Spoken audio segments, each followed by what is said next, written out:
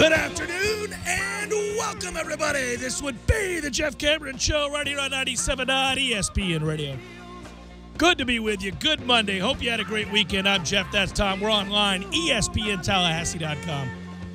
That's where you go to listen live via the streaming free. Always don't miss anything, but if you do, remember this. We got you covered always. All 3 hours posted upon the conclusion of the program, both on iTunes and in our own audio vault. You can always email the show if you like as well. JCS at 979ESPNradio.com. Find me on Twitter at JCameronShow. WTSM app, good for your mobile devices. I think we're caught up here.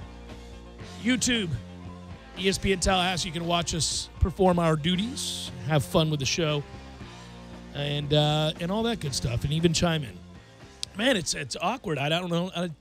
Most of the time, you and I, Tom, have already had a conversation using headsets where you're in there and I'm in here and I'm in my headset but we got so caught up in kind of show prepping and doing other stuff. We didn't have any commercials to cut, or I didn't. I sound weird in my head all of a sudden. Yeah, no, I was telling Matthew in the room here. I said, man, we've been here in the same building for hours, and there's plenty of places Jeff could go with this opening segment, but I'm not entirely sure which direction he's going to go. So this should be interesting. Well, I'll just say this. I'm going to go with the obvious talking point, and we'll catch up on the football and do our recap thing with the weekend that was here in a moment. But why don't we just start with the fact that it's about damn time. Game week returns, my brothers and sisters. Yes, I woke up bright and early, whistling, a little pep in the step, buddy. Feeling good, happy as could be. I didn't wake up whistling. I woke up, wiped the sleep from my eyes, got a cup of coffee. Then, soon thereafter, I believe the whistling began. Hello, yeah. I mean, damn it. Friend, hello. It has been forever and a day or so, it feels like it, and we get football, Florida State's home opener. I mean, that sounds weird to say, at noon, NC State. And I don't know if anybody really knows what to expect, but I've got a good feeling. I do. I've got a real good feeling that a freshman quarterback is going to have a fine coming-out party, and we're going to have a good time at this game on Saturday. They just do not stop praising It's James unbelievable, Blackman. right?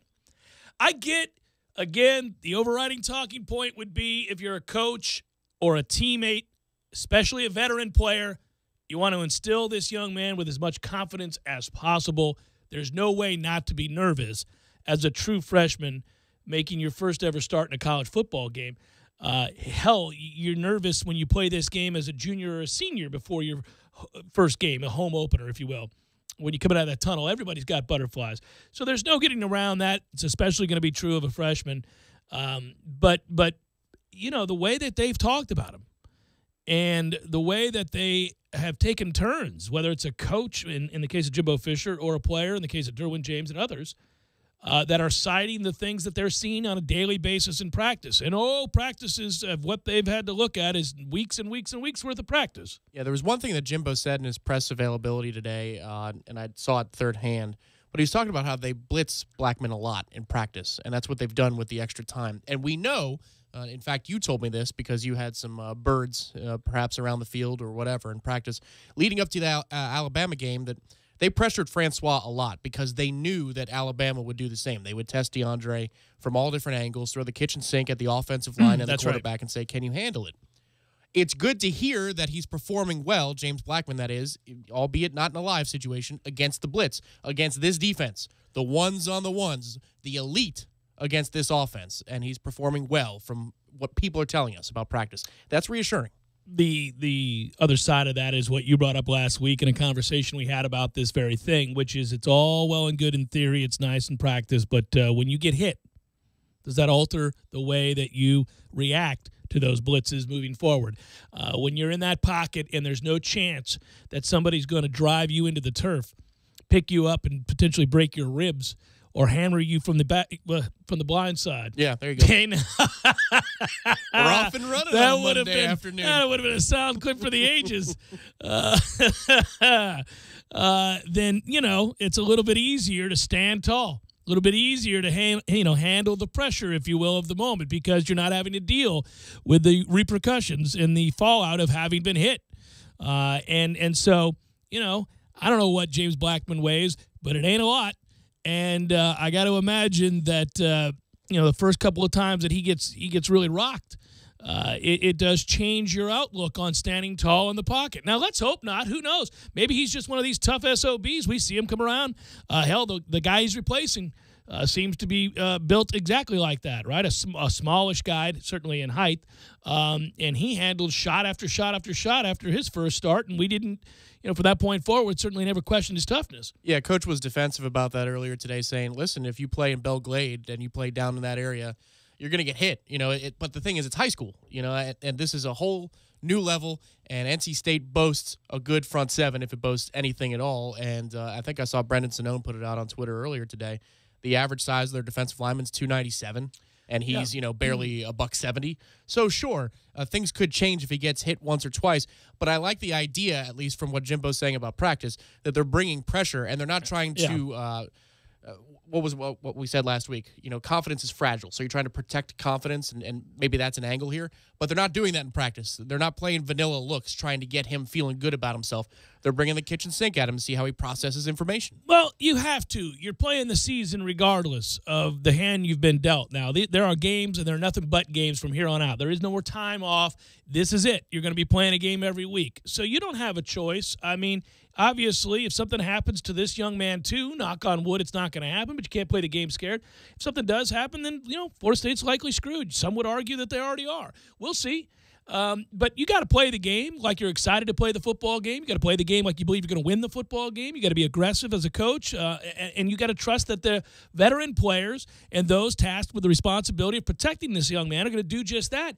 Listen, I think Florida State's got a really good football team. From what I saw in the game against Alabama, and what I've seen in the subsequent games by other teams throughout college football, I think Florida State's got, arguably, along with Clemson and Alabama, the best defense in the country. So you've got something you can fall back on that is going to be good week to week, and that is going to be, I believe, at least personnel-wise, and certainly Kelly did pass the first test, from a coaching standpoint, you've got an outstanding defense you can rely on. Teams ought not be able to come in here, regardless of who you're starting at quarterback, and move the ball up and down the field. So you're going to be in a position to win the game with other elements of your team. And so I think from that standpoint, Jimbo should be excited, and everybody should be excited about what we'll see Saturday. Because, again, after that, you got a road game against Wake Forest. Wake Forest is a nice team on offense, pretty good on offense, but good luck against this Florida State defense. And I think Florida State will move the ball against Wake Forest when they go on the road. But not to get ahead of ourselves, you got a little time before Miami is my point. I get excited about the idea of playing smart, aggressive, but forward-thinking about what's possible football, and that you're not going into a shell here. And Jimbo will be defensive this way moving forward because he's got to instill in his team that, listen, nothing changes. Our expectations for the season doesn't change, and he's got to sell that. Well, the long-term nature of the Francois injury probably helps that too. Because, think about 2014 when James was suspended for a half and then the full game. We didn't know that till Friday night, late into the night, which was brilliant. But Jimbo had a game plan set up for get me to my number one guy. Yeah, get me to halftime. That's not the case this year. There is no coming back for DeAndre Francois. So for James Blackman, it's about the whole season. So Jimbo has to call. It's not like even E.J. Manuel when he came in for Ponder on the road at Wake Forest all those years ago. Called a great game for him, by the way. You could call a great game for a quarterback, but you don't have to worry about it. You're protecting for this week, and then let's get our number one player back. That's not the case here, so he has to. Jimbo has to call the offense like he would call it for DeAndre Francois because this isn't a one-week stopgap solution. Save for maybe some of the runs. I don't think he'll have James Blackman out there running around. I think he was going to run DeAndre more and more as the year went on. I think that was the one element that was missing in the Alabama game. But I do believe he was going to run his quarterback more this year. I don't think he'll do that as much with a guy who's as small as James Blackman is. The question, though, is, okay, he already indicated, Jimbo did in week one, that he was okay with running RPOs, like the newfangled RPOs. Well, and he showed a couple of them, yeah. Well, you would have to run James Blackman just a little bit in order for defenses to have to honor an RPO if that's still going to be an element of the offense, because it can be a really potent element for an offense without a good quarterback, without many weapons. It's an equalizer. Well, I think that's kind of an interesting thing then, right? We'll see if he does what he says, because I think you may change your mindset on something like that after you have that kind of an injury. All right, we'll get back to Florida State, mostly Florida State. Ira will join us in the 4 o'clock hour. We got all these things to do with that game. But, Mondays are always for the wrap-up and always for the look back and talk about the impact. It's just been so odd for us on the show and all of you as fans with a central theme of a show like this being Florida State football and not to have Florida State's place in that mix, right? When you do the reflect, hey, this team did that. What does that mean for us? And transitive property stuff that we all get into and all that. And yet we haven't had that ability to compare and contrast just everybody else. That's what we've had, everybody else's ability. I mean, now you know, and I do certainly, that Clemson's defense is not having it. And it is something to behold. This is a Clemson program now that is the envy of the ACC without question. And there's just no getting around the fact that they're extremely well coached. They've now won a program record 11 straight road games. That's crazy. It's extraordinary, right? And that with a thorough beatdown of Louisville. And when you go back, I said on Friday we went through some of the fun numbers and talked about this being the 4th ever matchup between a reigning national champion and a reigning Heisman winner. And the champs, by the way, are now 3-1 in those games, with Tim Tebow being the only quarterback that notched a victory for the Heisman winners back in 2008 against LSU. But Lamar Jackson lost to Clemson. Johnny Manziel lost to Alabama. Jason White of Oklahoma lost to Southern Cal. Clemson has won 24 straight games before November and is now 4-0 against Louisville all-time there. The first 3 games, all since 2014, were decided by a combined 15 points in which Clemson outgained Louisville by just 11 yards in those first 3 games. This was not that. This was as thorough a beating as you're going to get. And one of my concerns, and when we had a conversation about this game and what led me to bet Louisville, was that I didn't think Clemson would be able to come in and run the football. And I thought that, LSU will – LSU, I'll get to them in a moment. Louisville will sell out against the run, and at that point they'll buy time while their offense does some damage because Lamar Jackson's playing so well from the pocket. That combined with atmosphere at night and all that was what led me to think Louisville could win this game. But when Clemson came out and ran the ball with relative ease, I immediately went, uh-oh, we've got a real problem here. And then when Lamar Jackson didn't make throws early in this game that are there for the making, easy throws that average quarterbacks make to convert and keep a drive alive, thus maintaining some momentum and keeping your defense off the field. When he didn't do that, we had the recipe for a blowout, and that's what we got.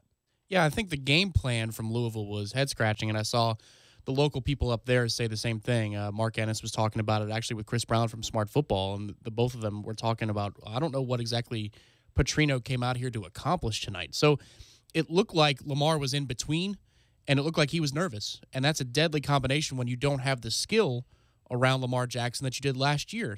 Right. I mean, that combined with the fact that, yes, by drive 2 or 3, you saw that Clemson could run it right at Louisville and gain 4 or 5 yards a clip. Good night. I mean, Kelly Bryant played well. Don't take anything away from the young quarterback. It looks like he's got some game, and he understands the principles of the offense. But there really wasn't much resistance from Louisville. So, by the way, the game plan there is exactly the one that Florida State will have to use to beat Louisville, and that I think they will use. I think that Florida State's offensive line is going to be able to block in a similar vein, and I think Florida State's going to run the football, and I think that a very similar situation will play out. Let's hope it's a blowout like that anyhow. But you got to give Venables an awful lot of credit doing what he does at Clemson. He's really good and really fun to watch. Yeah, listen, it was going to be better for us, and this is what you were talking about. If Louisville wins this game, it's much better for us to put ourselves back on the map in the conversation for the playoff earlier in the year. Oh, sure. And then obviously it gives Clemson a loss in the ledger in the ACC. So it didn't end up that way. No. But at the same time, in the fourth quarter, I found myself saying, good, you know what? Back in your hole, Louisville. Yeah, come up and... If you're going to lose like this. Tennessee, Florida. What to say? Well, if you're a Florida fan, a win is a win is a win, and kind of a fun, exhilarating one to get against a rival whom you hate, and revenge for last year's loss to Tennessee. And if you're Tennessee or a Tennessee fan, it's just one of those losses where you say, stop having hope. Stop wishing for nice things. Don't hold out hope, for there is none. Butch is going to butch, and I've heard from all of the well-meaning people who feel he gets a raw deal based on perhaps inflated Volunteer fans' expectations. But there are just too many moments in the spotlight for Butch in which he gets exposed. You may want to be in a dime there, Butch. May want to be in a dime. You may want to give the ball to Kelly on the 1-inch line. Well, that's okay. That's the crux of the criticism that could be had throughout the day. But at least in terms of a final play, sweet Jesus, man. And I guess afterwards he cited injuries. You got receivers. But, I mean, we're defending the goal line. Come on, my man. This is that poor kid, Mike Abernathy. He's not going to sleep for a very long time because he makes a mistake. If you go back and watch what they were trying to do, the corner is handing him off. Cleveland, the receiver, he's handing him off on that play. Which is already crazy that he has to hand him off. Right, but you could say they didn't want him to get into field goal range, so you got to defend to the 35. So once he goes past that area of the field, now obviously he's running to the end zone. And if he's not, well, then screw him. Who cares? Let him catch it in front of it, and time will run out when we tackle him. But the point is he's defending the area where they might throw with enough time to get out of bounds to kick a field goal. And Florida has a great field goal kicker. So I kind of can forgive that. I'll give them that. When I went back and looked at that, I went, okay, I see what they're doing there. But he hands him off. The problem is Abernathy has drifted all the way to the other side before he realizes that Cleveland's gone. At the exact moment that Cleveland raises his hand, Abernathy has a blank moment. And I've seen this, and it's a bad feeling. 2009, you might have seen it around here a little bit. There is a even and you're leaving principle. So as soon as he realizes he's drifted too far to the other side of the field and he has to flip his hips, it's too late because Cleveland's fast and he's already even and he's leaving. And now you got a problem, and all you can do is raise your hand and maybe hope that Franks' arm isn't as good as it is. Ooh. And that he can't get it there. But he can, and it is a good arm. Now, that Florida team's not any good, and that Tennessee team's not any good. And they gave us a stinker for the entirety of this game. And both look, at times, very poorly coached. And we could cite any number of things, but this isn't a Florida Central-themed show or a Tennessee-themed show. I'll just say, if you watch the game, you know exactly what I'm talking about. But on that final play where people, look at the Hail Mary and say, how can that happen? Well, it can happen when a kid makes a mistake and you're not in a dime. but again, I kind of just feel for the kid. The kid, you can't live that down. That'll live for. I feel for the other 84 in the walk-ons too, because good Lord, they found a way to lose.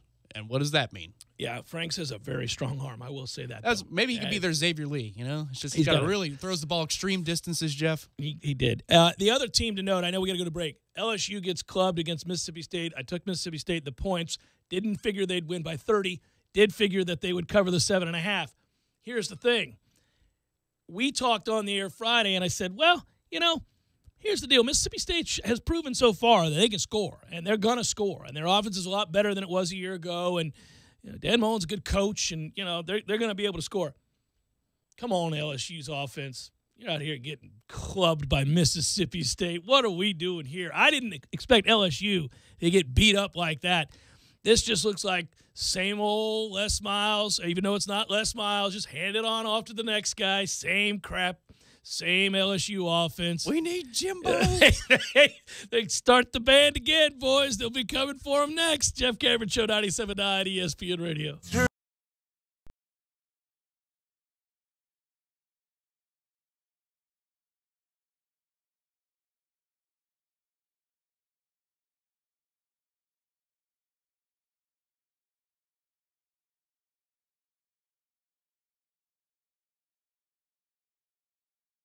When you're in need of auto repairs, look no further than Nice Tire and Auto Service. Nice has been in business for 16 years with long-term, knowledgeable sales associates. They have the latest wheel balancing machine in the industry. And for passenger vehicles, they service AC, brakes, suspension, tune-ups, and much more. Never sit through a long wait. Nice Tire and Auto has 10 service bays to get you back on the road quickly. If you have tire problems, check out their large inventory with various Goodyear and Michelin tires. Nice Tire and Auto Service, 4792 Bluntstown Highway, 574 4100.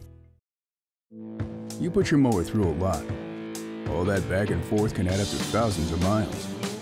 That's like mowing cross country. Gravely commercial mowers are built for all-day performance, helping you get the job done mile after mile. Gravely, built to mow the distance. Get your Gravely motor only at TNT Supercenter, your one-stop shop for work or play. 14585 Highway 19 South, Thomasville, Georgia. TNTSupercenter.com. I'm talking tough, like a state of mind. Tough, like a soldier on the front line.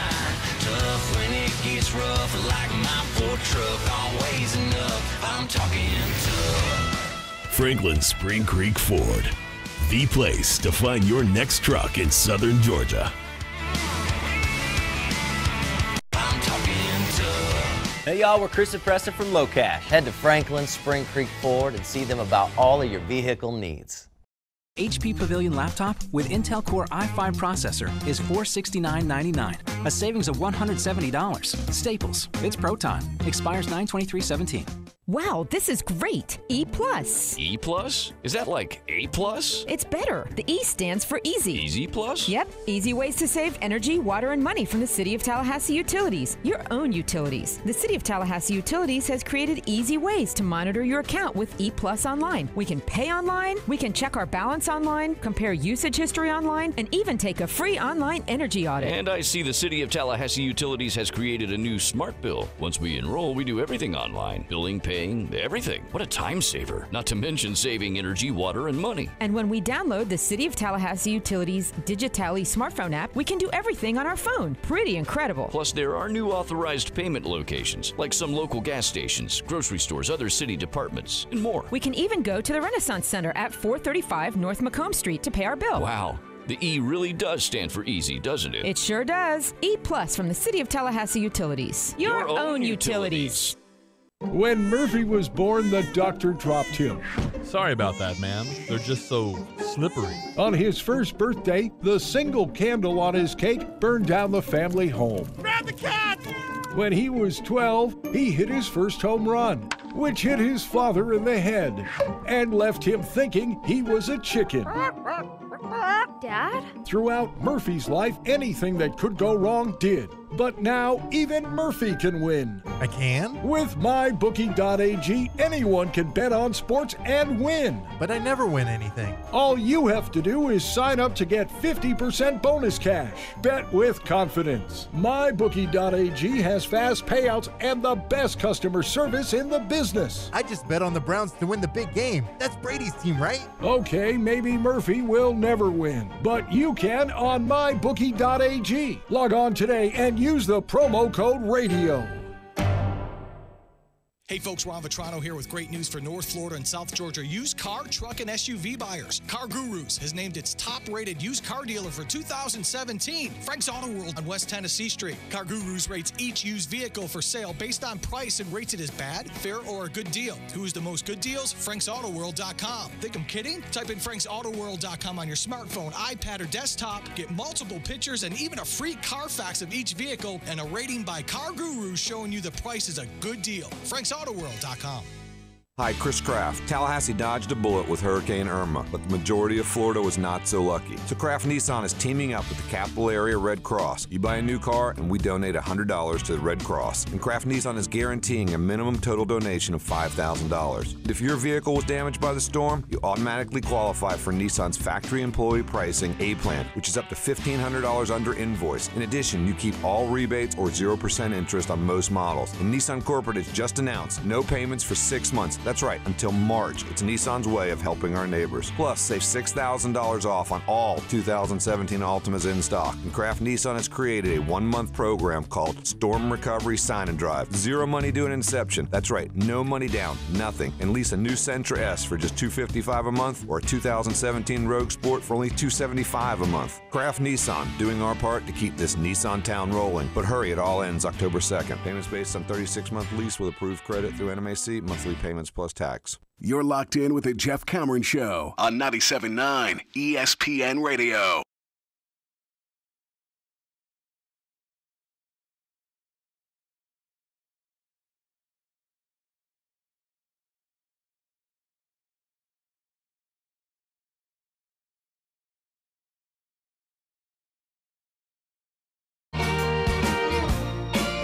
Gotta love college football, giving you a Saturday night treat late, just as I'm getting ready to call it a day.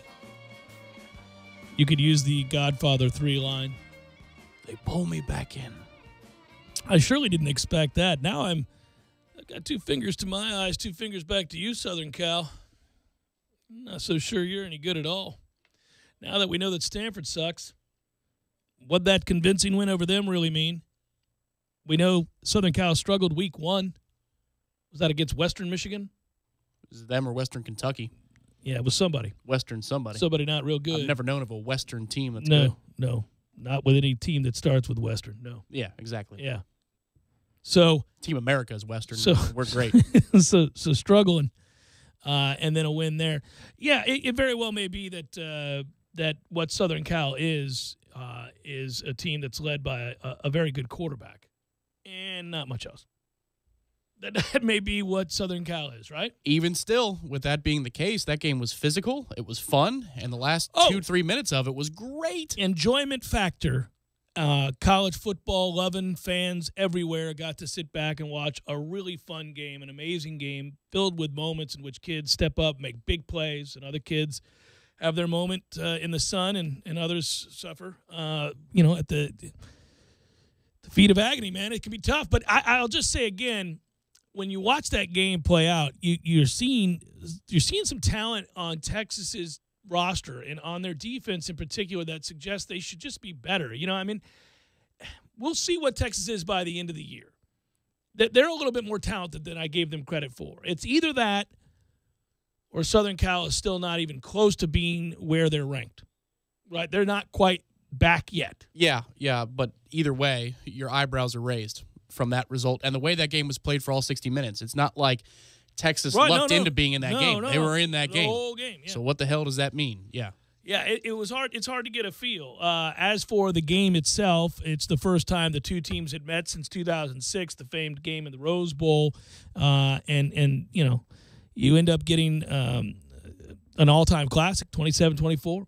It's the Trojans' 12th straight win, one behind Oklahoma for the longest active streak in FBS. That doesn't seem right, but we remember the disastrous start to last year where Alabama thoroughly thumps them.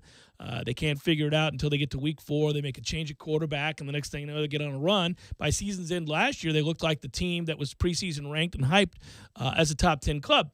They come into this season, and a lot of people think, okay, well, they'll take that next step now that they got it figured out, but they're still lacking. It was a tough way to lose for Texas, too, because, they're succeeding in the ground game. They just decided to return to it because they figured correctly that USC's defensive line was gassed, and that's the way it was going to be. And Ellinger had just run for whatever it was, 10 yards the previous play, and it looks like he's going to be able to run his way into the end zone by himself, and then he gets stripped for the fumble. That kid is all right. I think he'll be okay. He certainly fits the system better than Buechele does. Yeah. And the one thing that they got away with is down the stretch in regulation, he was really, really nervous. He was elevating the ball like crazy. And the 1 4th down play, that kid made an incredible catch over the middle to bail out his quarterback who airmailed the throw. The Texas problem is the drive they give up to Arnold at the end of regulation. Yeah, that's 38 seconds, whatever it was. Can't do that. That's a toughie. It's like the North Carolina loss last year here in Tallahassee. That's where you go. Like 20 seconds. Oh, I'm gonna kind of need you not to do that. Whoa, well you're wide open, aren't you? By the way, Mississippi State's aforementioned thumping of LSU at the end of last segment that I was talking about, that was their largest win ever over LSU and their second largest win ever over an AP ranked team. That's some ass beating going on there. The last time that they had done anything similar, you guys may remember this. Florida fans, you remember that game, right? Go all the way back to 92. 13th ranked Florida, 24 points. So you've got to go back a ways, Tom. Yeah. It's 2017. 25 years, you might say. If you're LSU, are you a little bit frustrated? LSU's ground game ends up with 76 yards rushing. 76. A little 76 for that ass. He's a little 76 for you. Listen, I know eventually he's going to take another job. It feels like he never will, but Mullen really is just impressive. He's a good coach, but I don't know, man. I thought the time for him to take another job was when almost immediately he met with success, and Mississippi State ended up kind of achieving at a level and a sustained level for a couple of years, well beyond what we're used to seeing out of Starkville. Opportunities were there. He didn't take those opportunities or didn't pursue them. And now he seems to have settled in. He's holding out for that Alabama job, sir. That's what he's doing. He's just waiting for Nick. Except for that's going to go to Dabo. Then he'll take the Clemson job, and we're in trouble.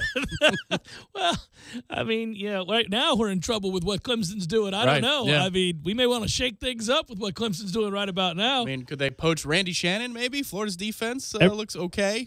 Yeah, everything else, well, no. Good old Randy Shannon.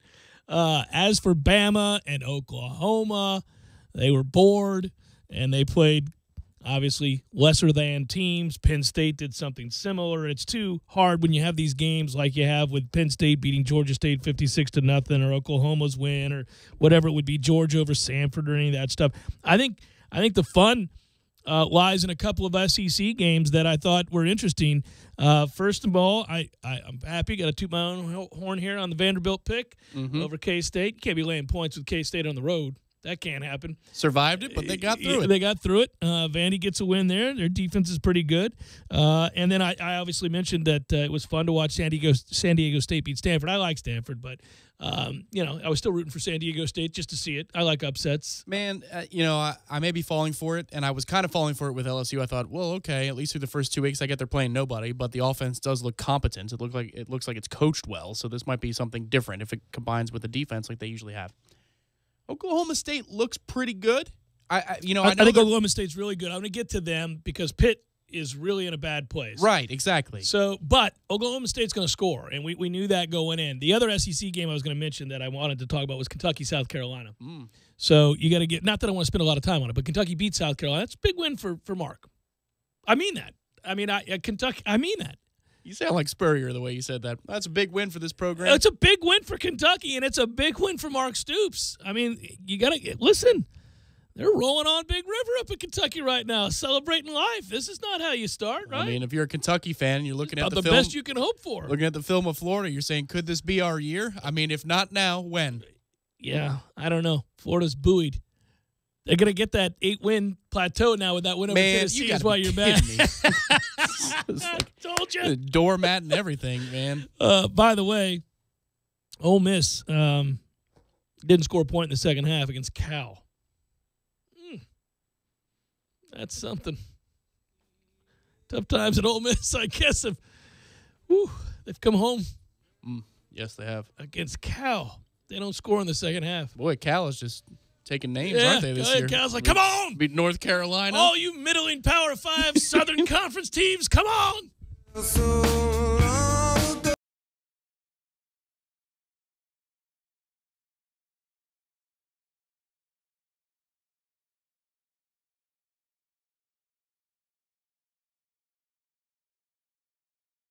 When you're in need of auto repairs, look no further than Nice Tire and Auto Service. Nice has been in business for 16 years with long-term, knowledgeable sales associates. They have the latest wheel balancing machine in the industry. And for passenger vehicles, they service AC, brakes, suspension, tune-ups, and much more. Never sit through a long wait. Nice Tire and Auto has 10 service bays to get you back on the road quickly. If you have tire problems, check out their large inventory with various Goodyear and Michelin tires. Nice Tire and Auto Service, 4792 Bluntstown Highway, 574-4100.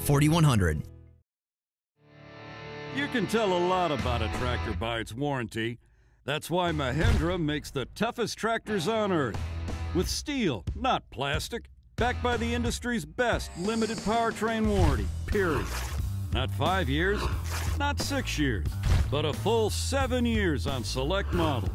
No wonder the other guys are green with envy. No money down, 0% interest, and no payments until July. Available at TNT Supercenter. I'm talking tough, like a state of mind. Tough, like a soldier on the front line. Tough when it gets rough, like my Ford truck, always enough. I'm talking tough. Franklin Spring Creek Ford, the place to find your next truck in southern Georgia. I'm talking tough. Hey y'all, we're Chris and Preston from Low Cash. Head to Franklin Spring Creek Ford and see them about all of your vehicle needs. on their covered patio on one of over 60 HD TVs. However you come to relax, you will have a good time and great food at Miller's Ale House on Appalachia Parkway. From PBS and Emmy Award-winning directors Ken Burns and Lynn Novick comes a landmark documentary event, The Vietnam War. What was it all about? Was it worth it? It was extremely traumatic, like the ground was suddenly cut from under you. See the series Vanity Fair calls a monumental achievement, The Vietnam War. Tune in or stream tonight at 8/7 Central, only on PBS.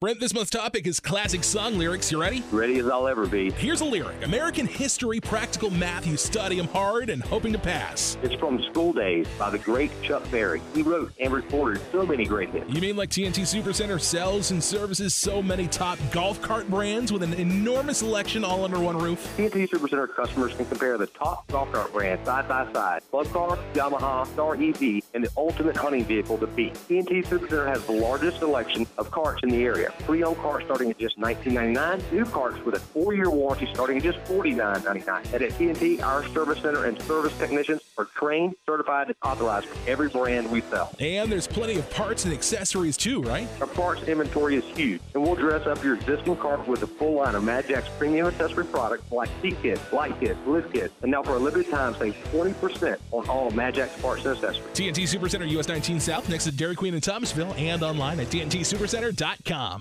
Get your weekend started right here on 97.9 ESPN Radio. Saturdays at 6 a.m. with Fishing Florida Radio. Listen to the three amigos, Boudreaux, Steve Chapman, and Captain Mike Ortega as they catch you up to speed on what's new and biting in the North Florida region. Big-time guests, celebrities, interviews, and 3 hours of the fishing info you need. Fishing Florida Radio is brought to you by Sea Quarters Marina off Highway 98 in Carabel. Sea Quarters Marina, your full-service marina. And presented by Hobbit American Grill, locally owned and operated since 1978.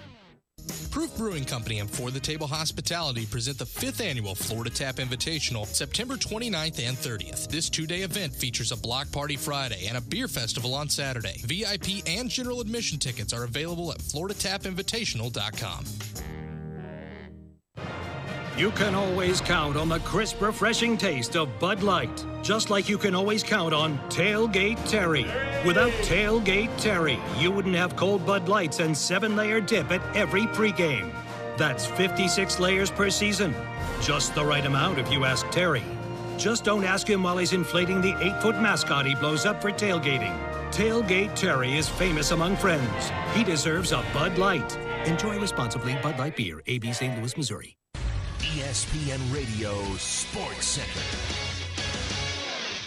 I'm Christine Lisi. Here's what's happening. A U.S. District Court judge in Texas denied the NFL's motion for an emergency stay of an injunction that's allowing Cowboys running back Ezekiel Elliott to continue to play while his 6-game suspension for violating the personal conduct policy works its way through the courts. This means the case moves to the U.S. Court of Appeals, 5th District, and that Elliott will continue to play. Panthers tight end Greg Olsen had surgery on his broken right foot. According to ESPN's Chris Mortensen, Olsen expected to be out 6 to 8 weeks. Carolina determining whether he'll be placed on injured reserve with the expectation he'll return later in the season. ESPN's Adam Schefter reports the status of Giants receiver Odell Beckham Jr. up in the air from Monday Night Football against the Lions because of an ankle injury. The game at 8 Eastern on ESPN. The Nissan Heisman House is back. Rush over to NissanHeismanHouse.com to enter for a chance to win a new Nissan Titan. No purchase necessary. Ends December 8th, 2017. Open to residents of the USDC 18 or older. Official rules at NissanUSA.com/Heisman House Sweepstakes. Live from the Dale Earnhardt Jr. Buick GMC Cadillac Studios in the capital city of Tallahassee, this is the Jeff Cameron Show on 97.9 ESPN Radio. Man Cave Monday, brought to you by Experamac of Tallahassee. Experamac, Tallahassee's trusted tech source for Apple. Stopping at 346 South Magnolia Drive or call at 765-2012 today.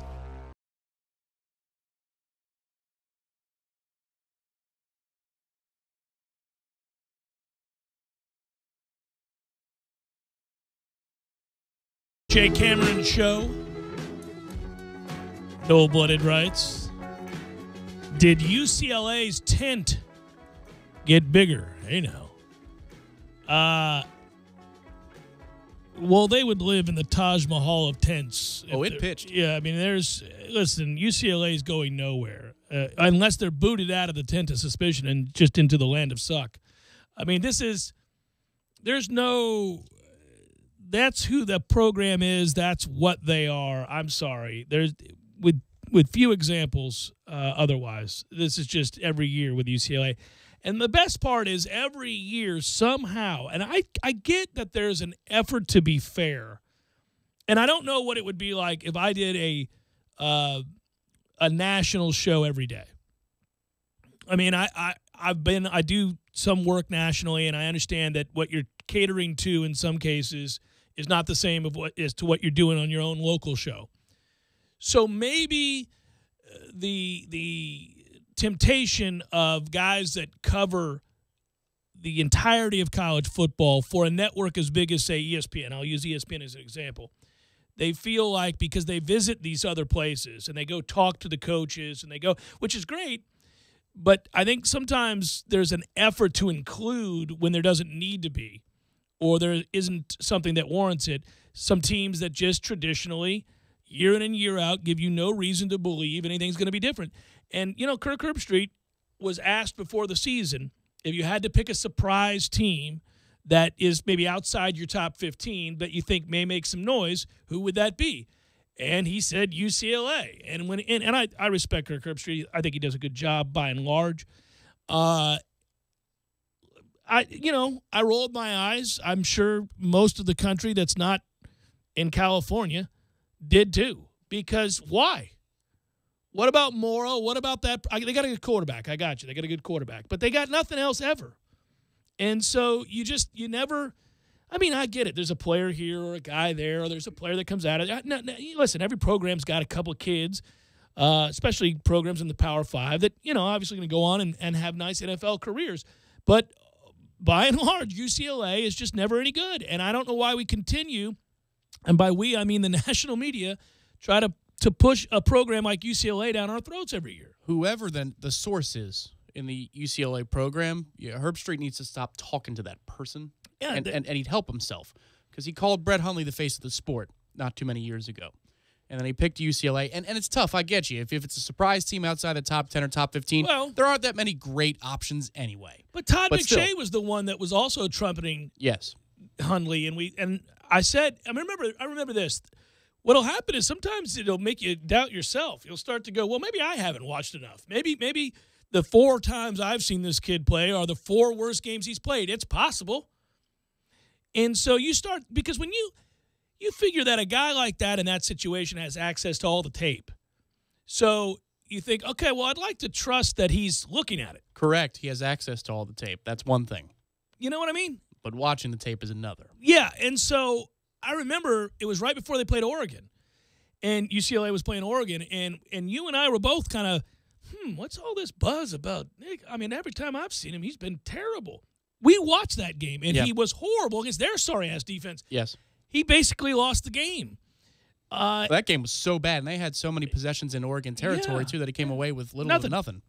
So then I thought, okay, well, no, not wrong at all. No, UCLA's garbage, and so is that kid.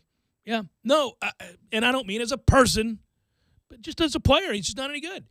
And obviously he's not there anymore, and they've got a really good quarterback in Rosen now. He's very good. But, I mean, they don't stop anybody, and they're poorly coached. Fully understanding a few things. There are other channels that I could be watching, and I'd rather have football than no football. And the slate wasn't that great this weekend. Understanding those 3 things. That game, I mean, it's unwatchable, and I had it on one of my the Memphis TVs. UCLA game? Yeah, it goes for 4 hours and 15 minutes. I watched it. I couldn't help myself. I went back and forth, just because first of all, Memphis was in a similar situation as us where they had a game canceled and everything else and delayed. And before the season began, in the sporting guy or gal world, Memphis was a team that was circled as, be careful. Memphis can seize the opportunity. Memphis is going to give you some opportunities early to get over on Vegas. And so you kind of read up on that. And this was one of those games the other reason that this was one of those games, it's a distinct disadvantage for UCLA to be playing that game with what, a noon kickoff? Right. It was 9 in the morning in their head and their body clock. Body clocks, Tom. Oh, sure. But still, it is a big deal, I think, to some degree. But a bigger deal is that they can't play defense. So, God, I mean, each time they took the lead, and that number was 3.5, and I was watching that game as an interested observer, absolutely. But just, I was watching Air Force in Michigan on the Big Ten Network. That's the one I had on because it was an interesting game deep into the second half. Man, not a good one, though. No, but it was far more compelling because there were more. They got stops. They got stops. It was physical. And then that game's over, and I forget what I had flipped to on the main. Oh, Tennessee and Florida. And still on the secondary TV, there it is. Fourth quarter, 10 minutes to go. It's unbelievable. Those two games, by the way, the Florida-Tennessee game and maybe some of the Memphis-UCLA game, although there's a more compelling factor to UCLA-Memphis because people love score fests, remind me an awful lot of the mistake that some people make when describing the NFL. They mistake close games for good games. And there's a difference, a big difference. I mean, those games were poorly played games. A lot of NFL games come down to the final 3 minutes. It's a salary cap league. Everybody's built to go 8-8.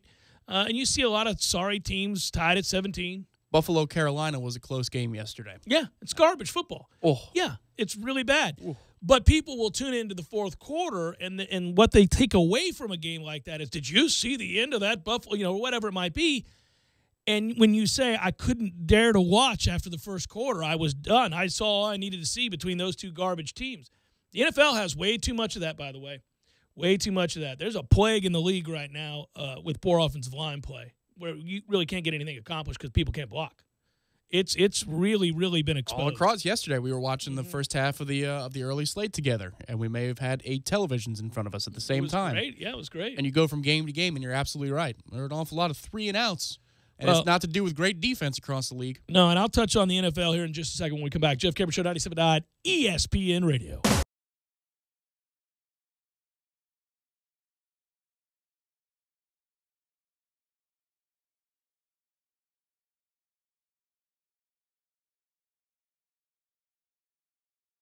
When you're in need of auto repairs, look no further than Nice Tire and Auto Service. Nice has been in business for 16 years with long-term, knowledgeable sales associates. They have the latest wheel balancing machine in the industry. And for passenger vehicles, they service AC, brakes, suspension, tune-ups, and much more. Never sit through a long wait. Nice Tire and Auto has 10 service bays to get you back on the road quickly. If you have tire problems, check out their large inventory with various Goodyear and Michelin tires. Nice Tire and Auto Service, 4792 Bluntstown Highway, 574-4100. You put your mower through a lot. All that back and forth can add up to thousands of miles. That's like mowing cross country. Gravely commercial mowers are built for all-day performance, helping you get the job done mile after mile. Gravely, built to mow the distance. Get your Gravely motor only at TNT Supercenter, your one-stop shop for work or play. 14585 Highway 19 South, Thomasville, Georgia. TNTSupercenter.com. I'm talking tough, like a state of mind. Tough, like a soldier on the front line. Tough when it gets rough, like my Ford truck, always enough. I'm talking tough. Franklin Spring Creek Ford, the place to find your next truck in southern Georgia. I'm talking tough. Hey y'all, we're Chris and Preston from Low Cash. Head to Franklin Spring Creek Ford and see them about all of your vehicle needs.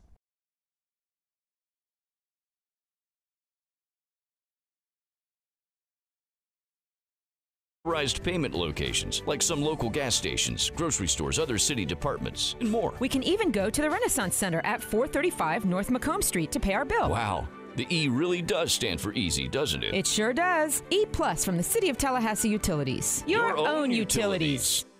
Oh no! My lunch has been ravaged by ants. Go to Bandito's Burritos. Football season is in full swing, and so is AAA One Transmission. AAA One Transmission is locally owned and operated by Tim Pridgett, who's been servicing the Tallahassee area for over 37 years. Brakes, transmissions, electrical systems, tune-ups, and battery checks. No matter what ails your vehicle, AAA One Transmission can make your automobile healthy again. Don't put off your auto repairs. Stop it at 1023 North Monroe Street or call them at 222-2532. With great deals on laptops at Staples, you can run your business with confidence. The confidence that with your new laptop, you'll lap the competition. The confidence to know your tech will be up to date, no matter what today's date is. The confidence to score hot new laptops and replace the ones that literally smoke. Everything your business needs for less at Staples. Now an HP Pavilion laptop with Intel Core i5 processor is $469.99, a savings of $170. Staples, it's pro time. Expires 9/23/17. Sports are defined by stats and performance, but here's a performance stat that no one wants to talk about. Erectile dysfunction affects half of all men over 40. That's 50%. If you're struggling with ED and other therapies haven't worked, isn't it time to feel like yourself again? Learn about a long-lasting ED solution from Coloplast to get back in the game. Visit Dr. DeLay at Advanced Urology Institute, located at 2000 Centerpoint Boulevard, or call their office and set up an appointment today. 850-702-0894. The sooner you seek treatment, the sooner you can get back to feeling like your normal self. That's 850-702-0894. This is the Jeff Cameron Show. Jeff Cameron Show on 97.9 ESPN Radio.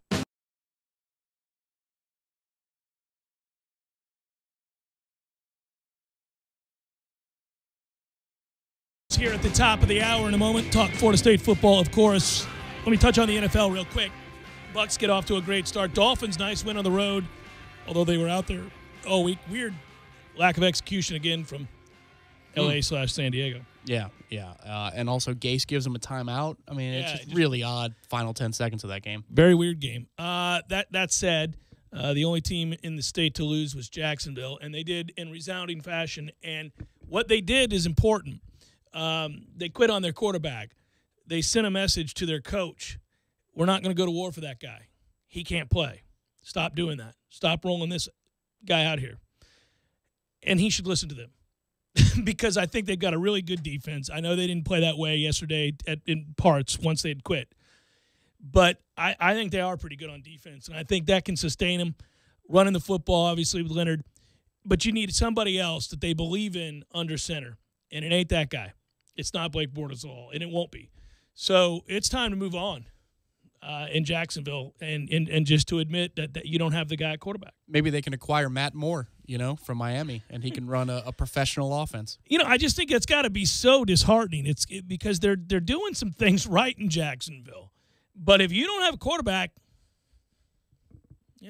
maybe when Telvin's contract comes up, he wants to skate on down to Tampa and take a pay cut to be a part of something special in the state of Florida. And one other thing to note, as much as he is a great player, Jalen Ramsey is not going to be a lot of fun in that locker room, especially if this season goes south again. He's a problem all the time. And I know it's not the end of the world to get a personal foul for pushing a guy after he scored a touchdown in Delaney Walker, but it's just so Jalen Ramsey. Just stop being a bitch, man.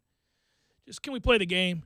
And he's so good. He's so talented. You don't need to do that. No, that's the thing. And I'm not preachy about this stuff. I don't mind. And look, it's a rugged game.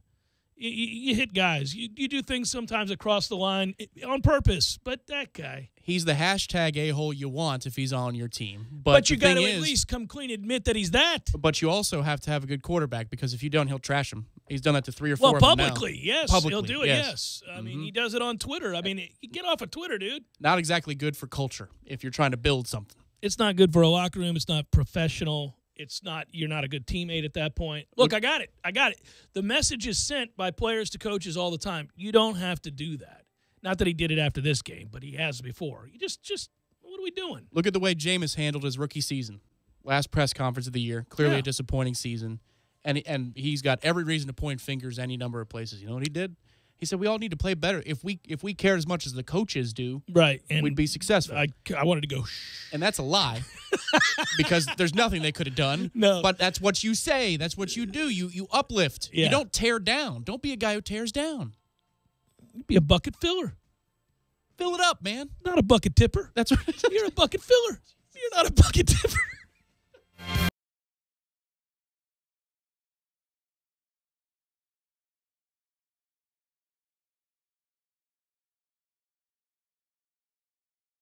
When you're in need of auto repairs, look no further than Nice Tire and Auto Service. Nice has been in business for 16 years with long-term, knowledgeable sales associates. They have the latest wheel balancing machine in the industry. And for passenger vehicles, they service AC, brakes, suspension, tune-ups, and much more. Never sit through a long wait. Nice Tire and Auto has 10 service bays to get you back on the road quickly. If you have tire problems, check out their large inventory with various Goodyear and Michelin tires. Nice Tire and Auto Service, 4792 Bluntstown Highway, 574-4100.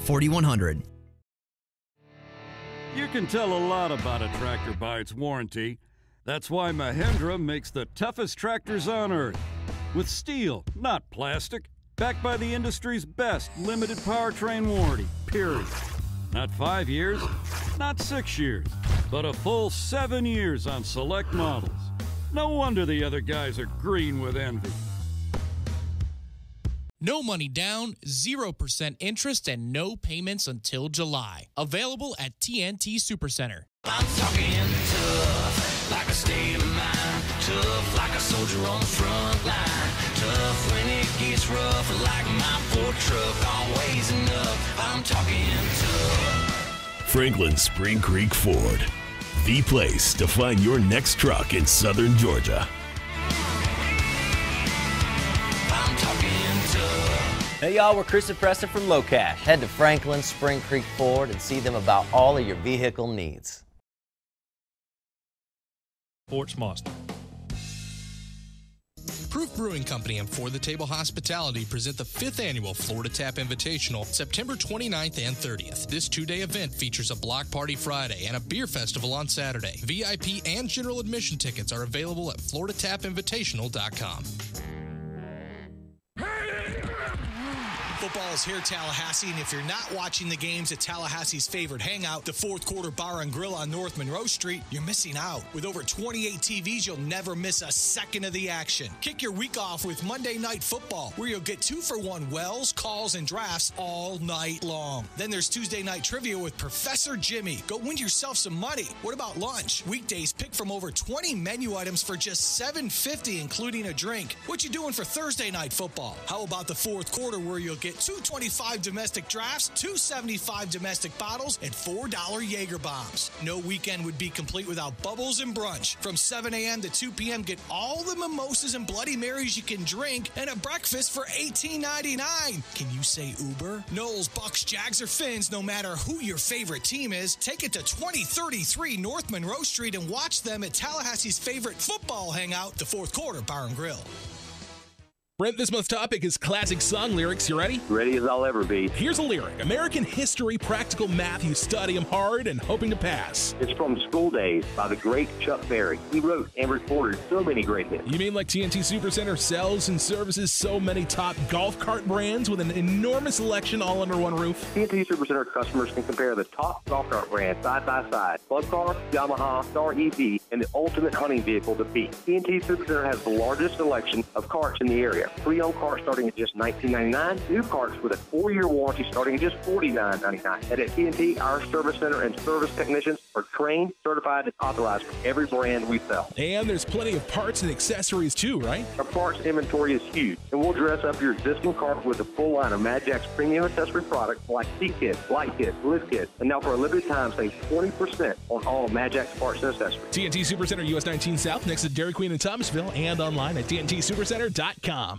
Broadcasting live from the Dale Earnhardt Jr. Buick GMC Cadillac Studios. This is 97.9 ESPN Radio, WTSM, Woodville, Thomasville, Tallahassee. ESPN Radio Sports Center. I'm Christine Lisi. Here's what's happening. A U.S. District Court judge in Texas denied the NFL's motion for an emergency stay of an injunction that's allowing Cowboys running back Ezekiel Elliott to continue to play while his 6-game suspension for violating the personal conduct policy works its way through the courts. This means the case moves to the U.S. Court of Appeals, 5th District, and that Elliott will continue to play. Panthers tight end Greg Olsen had surgery on his broken right foot. According to ESPN's Chris Mortensen, Olsen expected to be out 6 to 8 weeks. Carolina determining whether he'll be placed on injured reserve with the expectation he'll return later in the season. ESPN's Adam Schefter reports the status of Giants receiver Odell Beckham Jr. up in the air from Monday Night Football against the Lions because of an ankle injury. The game at 8 Eastern on ESPN. The Nissan Heisman House is back. Rush over to NissanHeismanHouse.com to enter for a chance to win a new Nissan Titan. No purchase necessary. Ends December 8th, 2017. Open to residents of the USDC 18 or older. Official rules at NissanUSA.com/Heisman House Sweepstakes. Live from the Dale Earnhardt Jr. Buick GMC Cadillac Studios in the capital city of Tallahassee, this is the Jeff Cameron Show on 97.9 ESPN Radio. Man Cave Monday, brought to you by Experamac of Tallahassee. Experamac, Tallahassee's trusted tech source for Apple. Stopping at 346 South Magnolia Drive or call at 765-2012 today.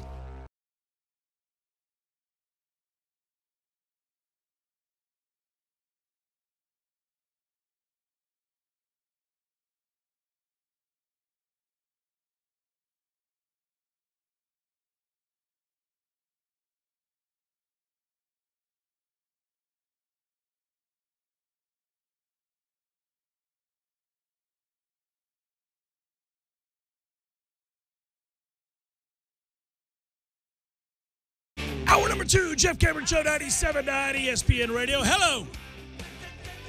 Game week, finally. Sweet Jesus. Waiting forevermore. He joins us every Monday. It's Ira Schoffel, warchant.com, the website today. No different. And finally, this time around, we have an opportunity to talk actual football. Florida State football against NC State, high noon this Saturday. Hello, Ira. Hey, Jeff, how you doing? I'm good, man. Hey, so we got to get something right. We got to get this cleared up right off the bat. You couldn't be more wrong.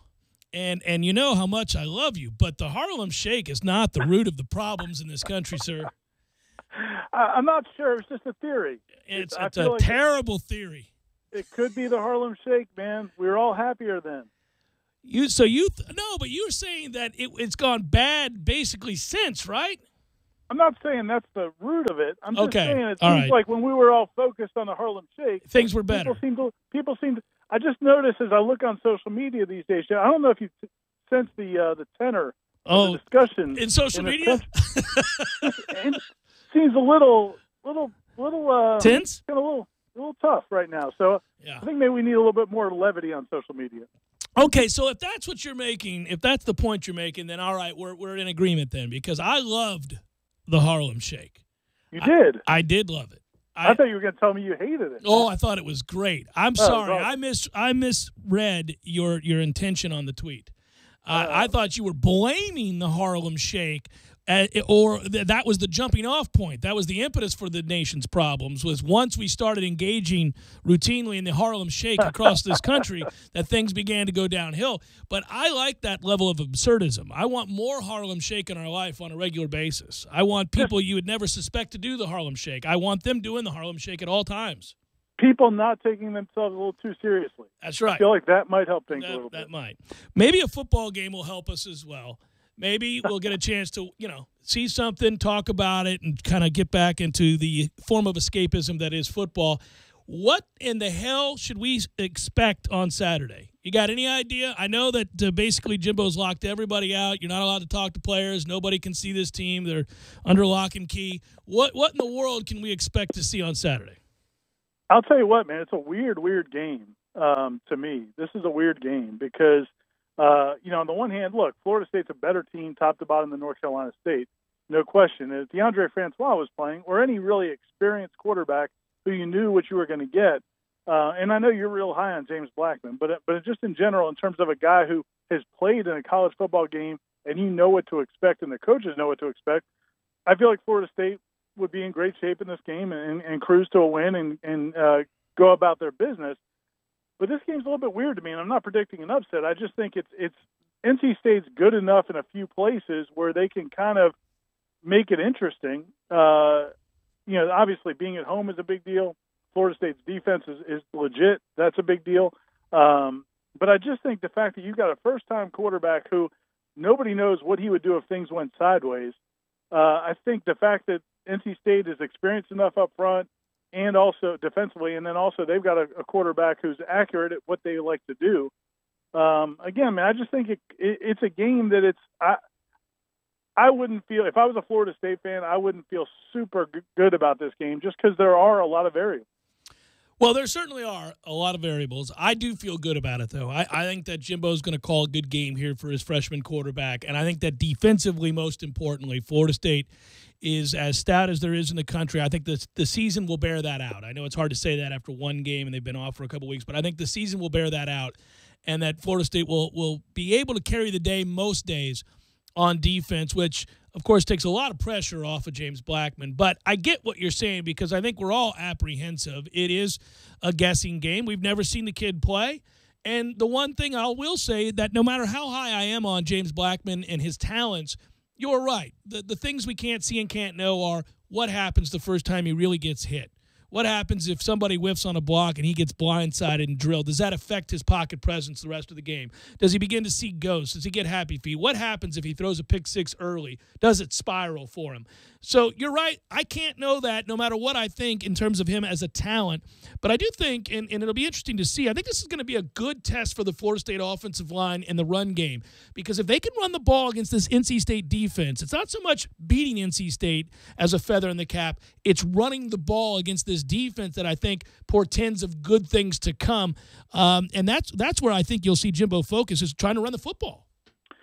Oh, I agree with you, and I also agree that Jimbo will call the game in a way I think gives James Blackman the best opportunity to succeed. There's no doubt, and limit his opportunities for failure. I just think, again, what we don't know is, as you said, getting hit by a 300-pound defensive lineman, or if the center rolls the ball back to him, or snaps it over his head, or there's just a lot of things that can come into play. Or you call a screen pass and somebody blows it up and they get a tip and a pick six. There are just a lot of things that could go wrong that now all of a sudden you're not just calling the game to manage it. You're trying to help him kind of overcome that. Now, again, he may have the personality, and all indications are he's got the personality to handle that kind of thing. But, again, we just have to see it. And then the other side of it is, I do think there's something to be said for the fact that NC State has played. This will be their fourth game. Right, and I know right. Some people on our message boards, I wrote something about that, and some people were like, practice against our defense is better than playing Marshall or Furman. Okay, but there's a reason teams schedule those games. There's a reason you like to play another team, because you don't know what they're going to do. They're going to throw things at you. Plays don't go. Very rarely do plays go exactly the way you script. They do sometimes in practice because everybody knows what the other side's doing. Right. But they don't necessarily always go that way during a game when the clock is running and fans are in the stands and things are, and you get penalties called, and just there's a lot of other things that come into play when you actually play an opponent. So again, I think the fact that, everybody talks about the most improvement between game one and game two. Well, FSU didn't get that chance. Now they got to work on all those things, but then they had to go sit back and stew for another couple of weeks before they can show it. Again, I think Florida State's a much better team. They're playing at home. NC State, I would never pick NC State to win here anytime soon. But, I just think there are enough things that make you feel like it's hard to know exactly. And I think Jimbo reflected that in the press conference. I don't think he knows what to say about a lot of things because there are a lot of things that are up in the air. Well, yeah, I guess talk about that. What did you glean anything from Jimbo's press conference? It feels like people haven't really heard from them. If they haven't listened to the coach's show, it feels like people haven't really heard from him in a while. And I think by and large, people were kind of just waiting for the game week to return. So we weren't really paying attention all that much to what he had to say over the last 2 weeks. Anything you've been able to pick up from Jimbo in the times that you've had an opportunity to either see him speak or ask him questions directly? I think that, he's really focused on the mental side with his team. He has admitted that, this has been challenging. This is something that they've had to work with the players on, about controlling what you control, not getting frustrated. Look, man, all those kids have played football their entire lives. I doubt any of them have ever practiced for 7 weeks and only played one game. It's a weird situation. And then had, 4 or 5 days with the storm where they couldn't practice at all. It's just a weird deal. And that, to me, that's been my kind of biggest takeaway from Jimbo really since last week and he said it, I thought he was very honest the other day. He said, he goes, I can't tell you how this is going to play out. No, but we can't. There's no way to know exactly how this is going to be affected. You can say, okay, NC State has the advantage because they played more games. And you can say we've got an advantage because we've had more practice time than maybe they have in certain situations without the pressure of games. But how does that balance out? We have to kind of see on Saturday. I think as much as any time I've kind of covered him, a game like this, a midseason game against an ACC opponent, I think most times Jimbo Fisher, like most coaches, really kind of has a good feel for what he's got, what the other team's going to do, and how to go into it, and how to give his team the best chance to win. I think this one's a little bit tricky because, again, he doesn't know everything about his team yet. He's only played one game. And second of all, NC State did have those games against Furman and Marshall, games that they won handily. There may be some things that they've been working on the last couple of weeks as well to kind of show FSU that maybe FSU hasn't seen yet. So I just think that's a good point. Finley's thrown a million passes already, Yeah, I mean, it's just we'll see. I mean, it's just going to, again, to me, it adds a little intrigue to what usually an NC State game at Doak is not full of much intrigue. No, unless Checkamato's coming in and there's about to be some crazy, we're watching. Yeah, we're watching something absurd. But, I'm with you. I just have a real good feeling that James Blackman's going to play real well. Do you take anything away from the fact that so many players, and Derwin James in particular and others, have said glowing things, had glowing descriptions when asked about James Blackman? I mean, maybe we're reaching. Maybe it has been just so long since we've seen a game. We're kind of vetting things with a fine-tooth comb. But I do wonder, you don't have to do that as a teammate. It certainly, you can say that he's played well, he's practiced well, I'm excited to see him. But you don't have to go on and on with the superlatives. We've heard players talk about him like they think he has a chance to be truly special. And maybe he does. But it certainly adds to the pressure, I think, when you hear players talk about him in a way that's kind of above and beyond. Yeah, and it's not just the words. It's not just that they're saying words that make you think they're just trying to build the kid up or give him some confidence. I mean, if you watch the video of Derwin James when we spoke to him last week, right? I think Ryan Clark was asking him about James and his hand talent and some of the passes he makes. And Derwin kind of made this face in the middle of the question. So it was so obvious that Ryan stopped in mid-sentence and said, well, I can tell by your face what you think. And he went on to describe a play. Derwin went on to describe a play of practice where, he and Trey Marshall, as good as it gets in their secondary, he and Trey Marshall were kind of bracketing a receiver and thought they had it nailed. And Blackman, put a ball right between them. And he just he used the word wow by the throw. So there's no doubt the kid's got a ton of talent. And, and again, you just keep hearing positive things about how he's doing. And like you said, I think they're going to run the ball more, which could be a good thing. I mean, you've got those kinds of running backs. You got an offensive line, I think, that's conducive to running the ball with the size they have up there now. I think that, the game plan may look a little bit different than it would have with DeAndre Francois, but that could be a good thing as well. Does that game plan include more carries for Cam Akers? I'm curious. I think so, but I think he's going to stick with Patrick for a while too. I mean, I don't think this is going to be a quick change. I think you'll still see a lot of Jacquez Patrick, but I think as the season goes on, if Cam Akers looks like he did against Alabama in some of these other games, how are you going to not give that guy more touches? Jacquez Patrick's a fine player, but I thought we saw some flashes from Cam Akers that told you what kind of potential he really has. I agree with you. Good talking to you. I'll talk to you tomorrow morning, brother. All right, Jeff, see you, man. All right, man. That's Ira Schoffel, warchant.com. Yeah, here's the deal. It's a mistake against good defensive lines to continue to go with Jacquez Patrick. You're not going to want to do that. What you're going to want to do with Jacquez Patrick is to bring him in after you get a lead and you're running out the clock in the second half, if that's what you want to do, if you want to wear guys down. I got you. Against lesser defenses than Alabama, that might work. He might be able to put his weight on him.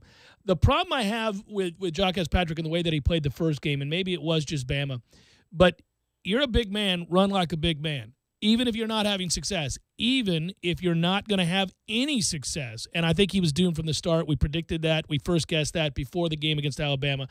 Florida State wasn't going to be able to run the football that effectively against Alabama. Most teams can't. Secondly, his style of running as a big man.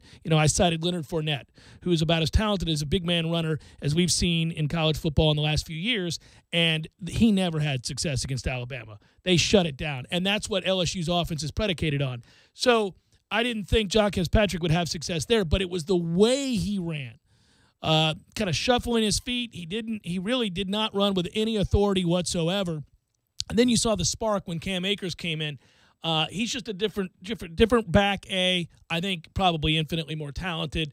we're going to watch that play out over the course of his career and maybe even this year. I think he'll end up being the guy that gets the lion's share of the carries in due time. I wouldn't mess around with that with Jaquez unless they just feel like Cam and the other young backs are just so far behind in their ability to block it up in pass protection that you're giving it away when one comes on the field and the other comes off the field. There is a possibility that that's a very real thing. And because you're starting such a young quarterback, maybe you want the more steady and reliable blocker and pass protection to be on the field more often. Well, there's no rule against having a two-back set with the two of them out on the field together. There was one play in the second quarter, I think it was, where Jaquez got about as good a head of steam as he can get. We were approaching the end zone, and he was stopped cold. And I thought, okay, well, if that's the best you can do, and again, I'm not trying to pick on Jaquez, but if that's the best you can bring to the field tonight, then we need to bring in number 3. And then that kid comes in, he hits the hole hard. His first run is 8-9 yards. Mm-hmm. He takes the punishment. It was kind of like in the spring game, he and Derwin were head up on a play. Right. And I said, whoa, because he fell forward after that. In this case, his first college football play against Alabama, Cam did not fall forward. He took the brunt of a hit from one of Alabama's safeties, but he gets up and he's fine. It's just he's already built for the wear and tear, and he can hit the hole faster than it would appear, at least Jaquez Patrick, if not everybody else on the roster, because we didn't see anybody else. I mean, Amir Rasul, is he going to be a ghost of spring and fall camps past, or is he going to be somebody that really makes his way in the rotation this year? And that's where I was about to bring up the other topic here, is I'm really surprised that Amir Rasul didn't really see the football at all in the Alabama game. And that's a kid who's a nice combination of things, but he's got breakaway speed. I would like to see him more this weekend. That'd be a good thing. I just think that he's probably more talented. Cam is more talented. Perhaps every other back on the roster. I wanted to love Jaquez Patrick, and I do like him. I like talking to him. Smart guy, fun guy, interesting guy. And there are games that he's effective in. Wake would be one of those. Duke will be one of those. Maybe even Louisville. Well, he ran hard last year, too, in his limited reps. Where we're going, man, you might want to get him the rock a little bit more. He was productive. I just didn't like the way he ran against Bama, and there are certain fronts, certain defenses where you're going to have to be able to make guys miss in the backfield. Fleet of foot, quick shift, change of motion, break it to the outside. That's not his game. That's not who he is. So when you're facing those fronts like Alabama, maybe like NC State, certainly like Clemson, probably want to go with the other guys. Yeah, the fun thing is, and if it is fun to be, guessing as to what this offense is going to look like for 3 straight weeks, we're talking about how the running game can help the quarterback. To me, really the focus is the quarterback good enough that a defense has to play us honest so Cam Akers can go beast? Something to talk about when we come back is just how good will James Blackman be. I'll touch on it momentarily. Jeff Cameron Show, 97.9 ESPN Radio.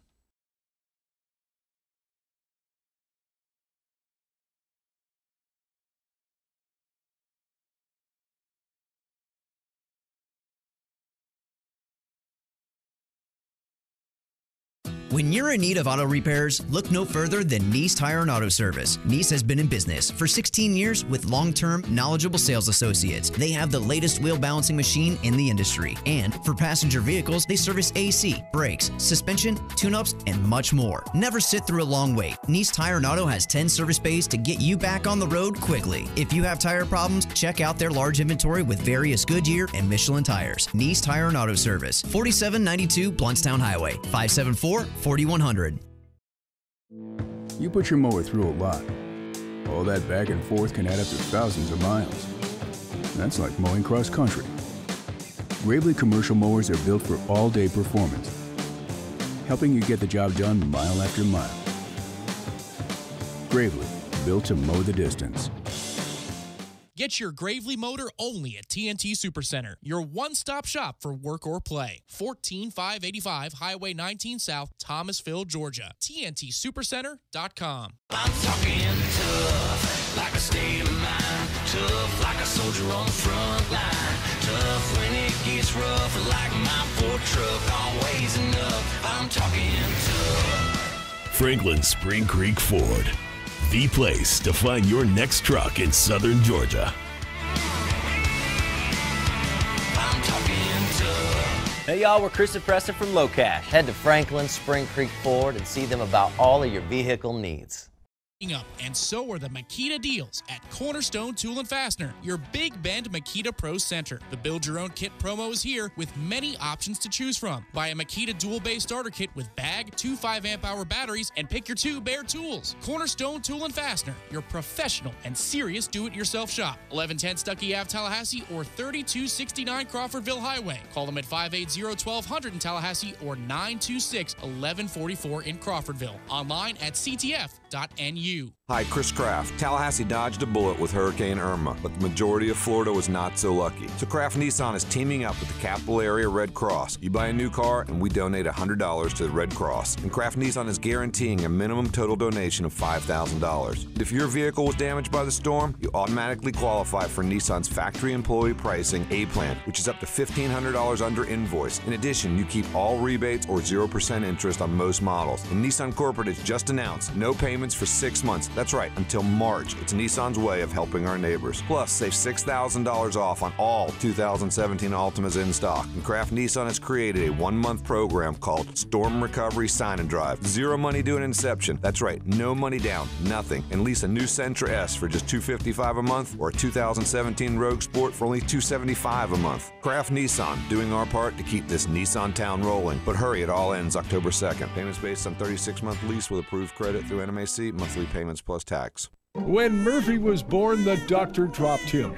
Sorry about that, man. They're just so slippery. On his first birthday, the single candle on his cake burned down the family home. Grab the cat! When he was 12, he hit his first home run, which hit his father in the head and left him thinking he was a chicken. Dad? Throughout Murphy's life, anything that could go wrong did. But now, even Murphy can win. I can? With MyBookie.ag, anyone can bet on sports and win. But I never win anything. All you have to do is sign up to get 50% bonus cash. Bet with confidence. MyBookie.ag has fast payouts and the best customer service in the business. I just bet on the Browns to win the big game. That's Brady's team, right? Okay, maybe Murphy will never win, but you can on MyBookie.ag. Log on today and use the promo code RADIO. Each morning before you wake, you dream of breakfast like Mom used to make.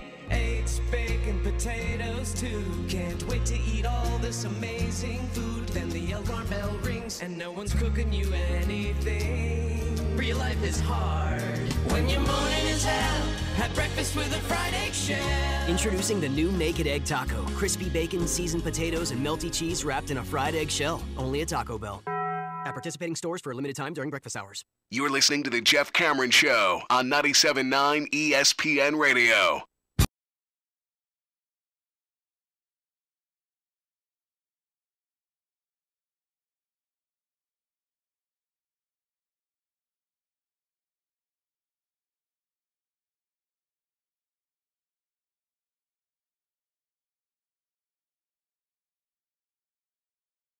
Jeff Cameron Show, 97.9 ESPN Radio. Good Monday.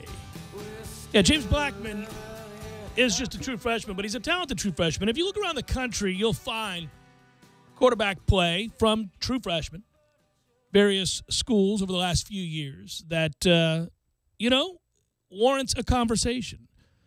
We've seen it, whether it be Rosen or, different guys that emerge as the year goes along. And, hey, have you seen that freshman at such and such? Have you seen that freshman at such and such? So it's not an uncommon talking point. There's a freshman quarterback every season in college football that emerges as one to watch, a guy to take special notice of. Now, the problem is a lot of times those are players that are making inroads, making plays on teams that have struggled because he struggled early. He's gotten better. Now the talking point shifts to he's learning from his mistakes. He's improving. Wait till next year. Team A is going to be really good because they played that kid. That's how that conversation usually goes, which would suggest that Florida State is in for a couple of rocky rides, a couple of bumpy roads, a couple of games that remind you that it's dangerous to start a true freshman quarterback. It's especially true when you didn't plan on it and he's not an early enrollee. So you haven't had time to cater everything to what you're going to do within the offense to a true freshman, right? So had he been an early enrollee and had the situation been that you knew going in you were going to have to start him, that there was no other option, that you had decided we're going with this kid because 2 and 3 and 4 years down the road, he's going to be our best bet to have great seasons, certainly 2 or 3 years. So that didn't happen. This is obviously a kid being thrown into the fire after very limited reps, and it, he hasn't had a ton of time in this offense. But it also doesn't mean he won't show those flashes, won't show those glimpses that see us talk about these kids throughout the country all the time. We're doing it now at Georgia.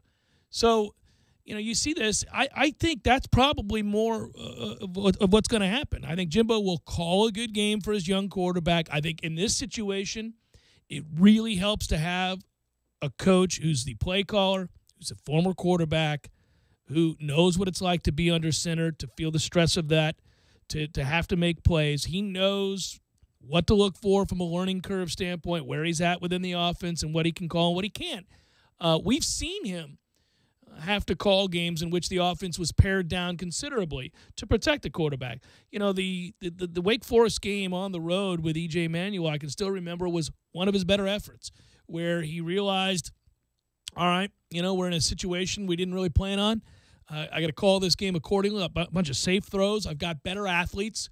Let's rely on these guys. Get him the ball quickly. Get the ball out of his hands quickly. Let's give him some safe throws to make early where he gets some confidence. We'll expand the playbook as the game goes on. But we'll rely on our defense. We'll rely on our superior athleticism. And you've got that. And you've got some receivers now with some wiggle. You want to talk about being able to walk to the line of scrimmage and just do simple math.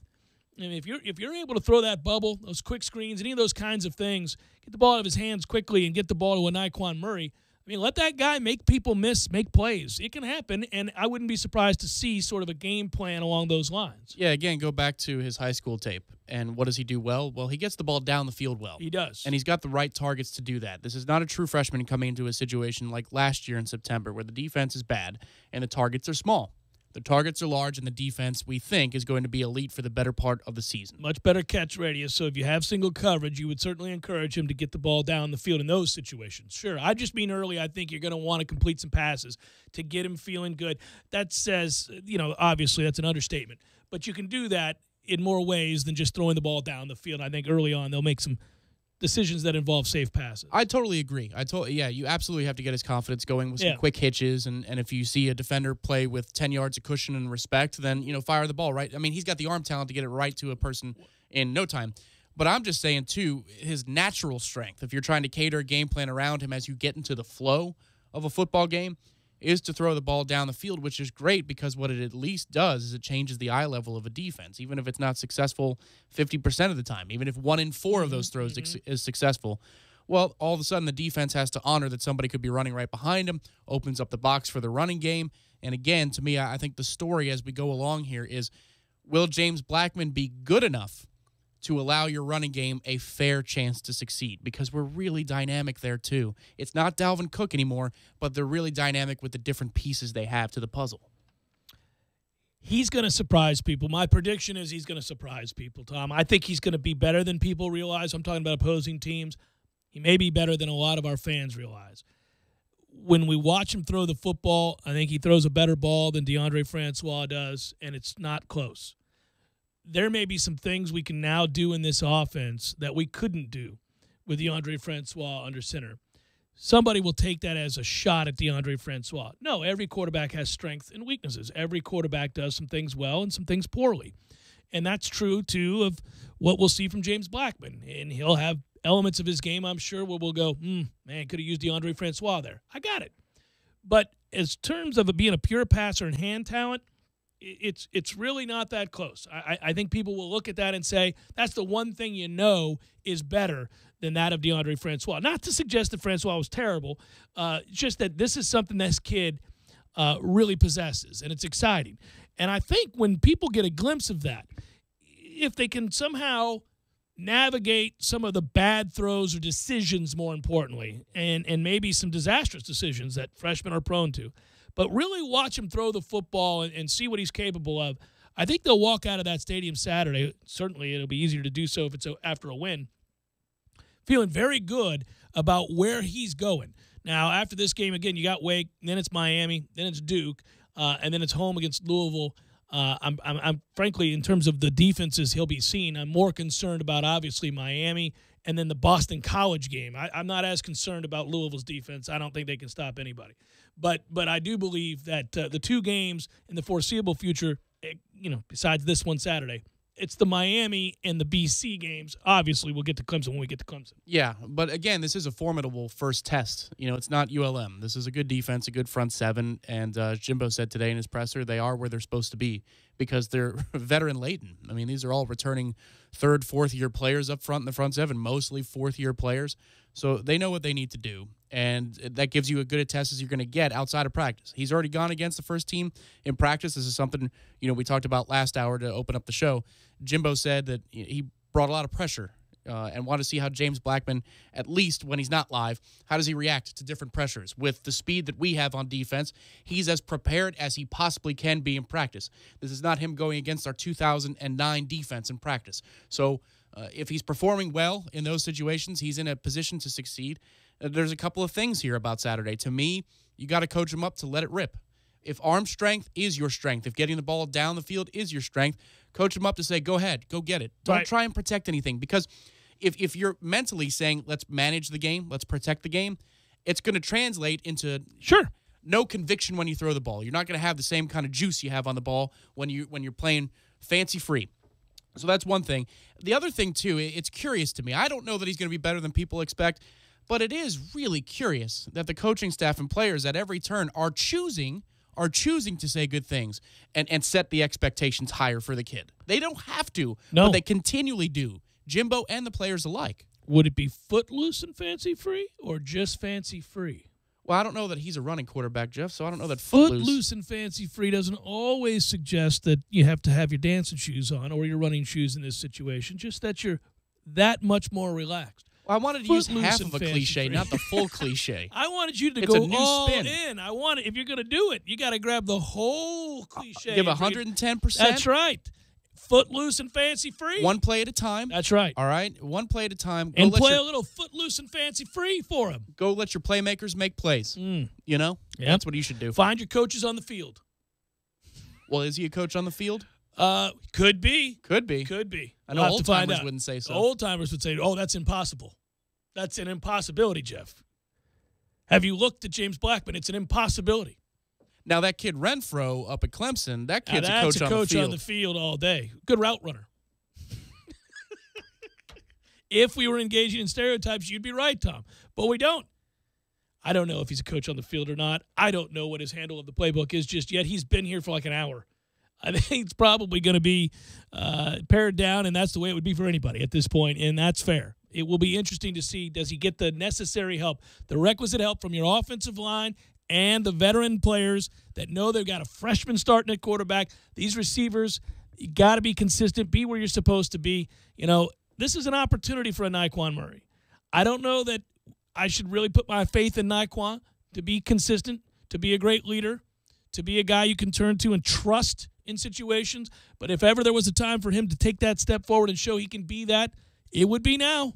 It would be now with a freshman quarterback. I'm going to go with Auden Tate is going to be that guy. You think so? Yeah, I like Auden. A little Auden Tate action. Mm-hmm. You don't think it's going to be Naquan Murray? I think Naquan will make some plays. That's what he'll do. That's what he'll do. It's the Jeff Cameron Show. I was going to say something else. It's just not good. 97.9 ESPN Radio.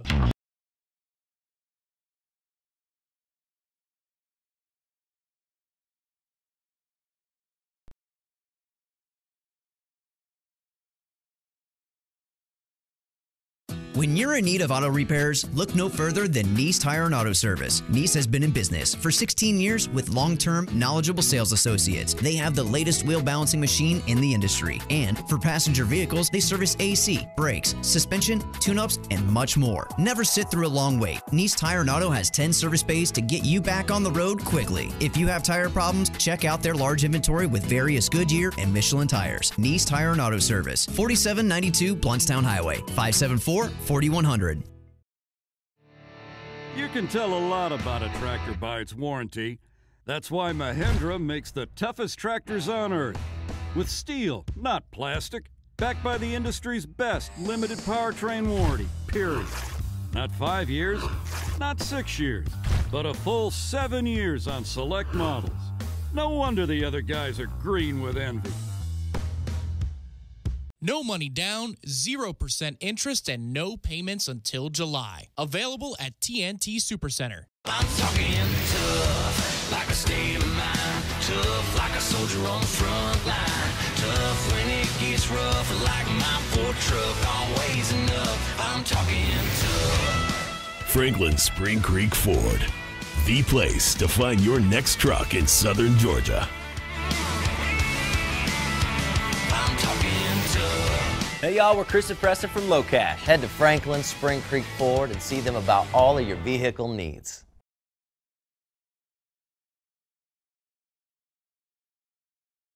Company is Tallahassee's first and largest production craft brewery since 2012. They are locally owned and operated inside Railroad Square Art Park. Visit Proof's expansive brewery, outdoor beer garden, and tasting room with live music on Friday evenings. Proof Brewing Company's award-winning beers 850 and Mango Wit are now available in 6-pack cans. Follow Proof Brewing Company on Facebook or visit online at proofbrewingco.com for more info. Proof Brewing Company reminds you to please drink responsibly. It takes 4 essential ingredients to brew Bud Light: barley, rice, water, and hops. But this is a 30-second commercial. So here's some sound effects of bottles opening.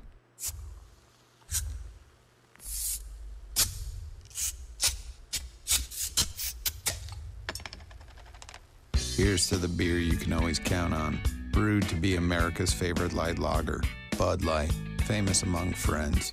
Enjoy responsibly. Bud Light Beer, AB, St. Louis, Missouri. Brent, this month's topic is classic song lyrics. You ready? Ready as I'll ever be. Here's a lyric. American history, practical math. You study them hard and hoping to pass. It's from School Days by the great Chuck Berry. He wrote and recorded so many great hits. You mean like TNT Supercenter sells and services so many top golf cart brands with an enormous selection all under one roof? TNT Supercenter customers can compare the top golf cart brands side by side. Club Car, Yamaha, Star EV, and the ultimate hunting vehicle to beat. TNT Supercenter has the largest selection of carts in the area. Pre-owned carts starting at just $19.99. New carts with a 4-year warranty starting at just $49.99. And at TNT, our service center and service technicians are trained, certified, and authorized for every brand we sell. And there's plenty of parts and accessories too, right? Our parts inventory is huge, and we'll dress up your existing cart with a full line of Mad Jack's premium accessory products like seat kits, light kits, lift kits, and now for a limited time, save 20% on all of Mad Jack's parts and accessories. TNT Supercenter, US 19 South, next to Dairy Queen in Thomasville, and online at TNTSupercenter.com.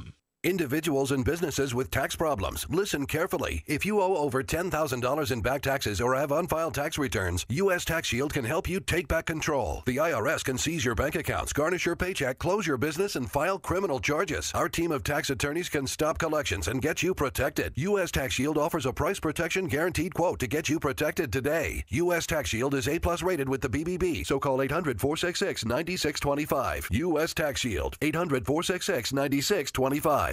For many businesses, hiring is tough. You want access to highly qualified candidates fast. And you don't want to sign a long-term contract or pay upfront fees. That's why you need Indeed.com, delivering 6 times more hires than any other job site, according to independent research. Indeed is offering new users a $50 credit to give their first job post premium visibility as a sponsored job. Redeem this offer at Indeed.com/credit. That's Indeed.com/credit. Terms, conditions, and quality standards apply. ESPN Radio Sports Center. I'm Christine Lisi. Here's what's happening. A U.S. District Court judge in Texas denied the NFL's motion for an emergency stay of an injunction that's allowing Cowboys running back Ezekiel Elliott to continue to play while his 6-game suspension for violating the personal conduct policy works its way through the courts. This means the case moves to the U.S. Court of Appeals, 5th District, and that Elliott will continue to play. Panthers tight end Greg Olsen had surgery on his broken right foot. According to ESPN's Chris Mortensen, Olsen expected to be out 6 to 8 weeks. Carolina determining whether he'll be placed on injured reserve with the expectation he'll return later in the season. ESPN's Adam Schefter reports the status of Giants receiver Odell Beckham Jr. up in the air for Monday Night Football against the Lions because of an ankle injury. The game at 8 Eastern on ESPN. The Nissan Heisman House is back. Rush over to NissanHeismanHouse.com to enter for a chance to win a new Nissan Titan. No purchase necessary. Ends December 8th, 2017. Open to residents of the USDC 18 or older. Official rules at NissanUSA.com/Heisman House Sweepstakes. Live from the Dale Earnhardt Jr. Buick GMC Cadillac Studios in the capital city of Tallahassee, this is the Jeff Cameron Show on 97.9 ESPN Radio.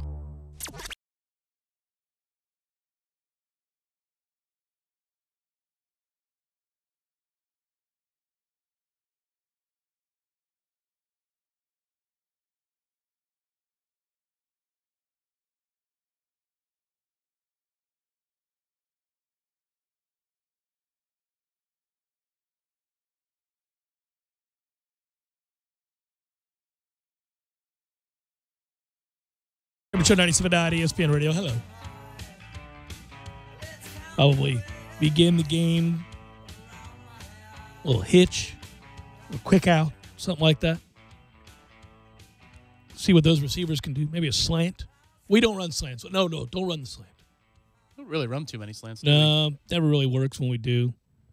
You could do, as the game goes on, I'm ready to see the post. I'm ready to see the post corner. I'm with you. Well, let's say that there's a kick return and it's not a disaster, and we're on the hash mark. I think we could call, a weak side or backside of the play sweep. Your favorite. With Vickers and Jaquez Patrick leading the way. Yeah, there you go. Or we could start the game with a tunnel screen, good sir. How about a tunnel screen?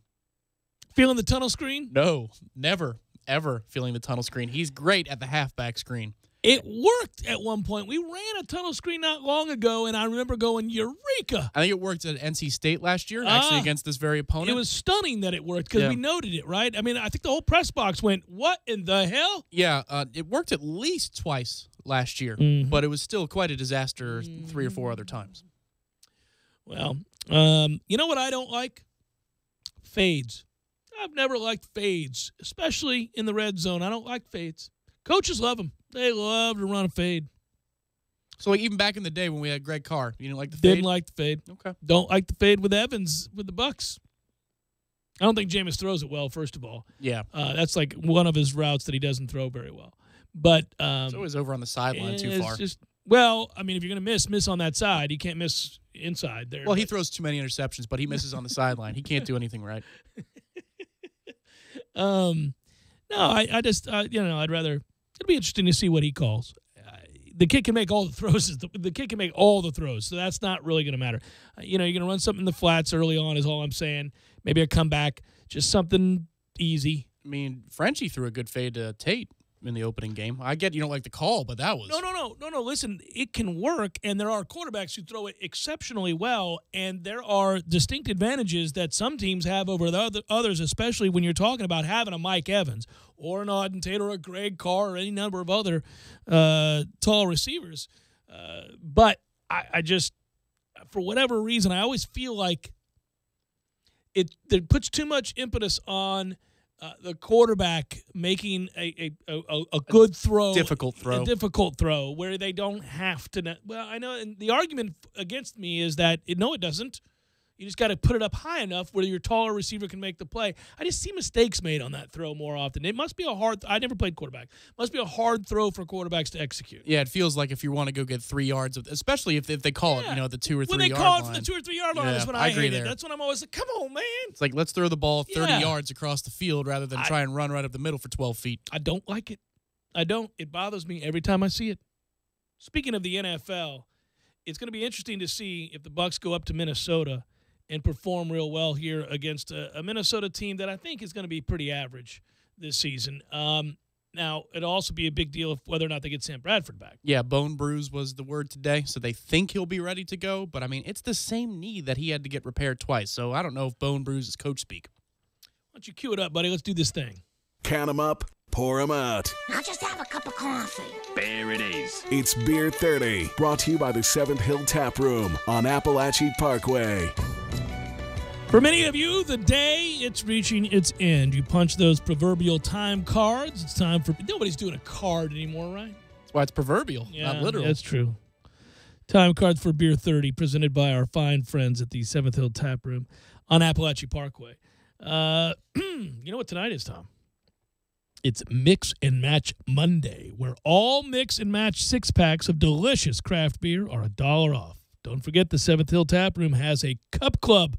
Tell them, Tommy. Well, that's right. They do have a cup club. That's really well delivered. Thank you. For $10, you get a green 7th Hill Tap Room cup. It's pretty cool. And it gets you $1 off all drafts from 7 p.m. to close on Monday, Tuesday, and Wednesday nights. Hey, tomorrow night, Man Cave show, so you can come by and get $1 off a draft. Good times. All day Saturday as well. The cup pays for itself, so why don't you pay for the cup?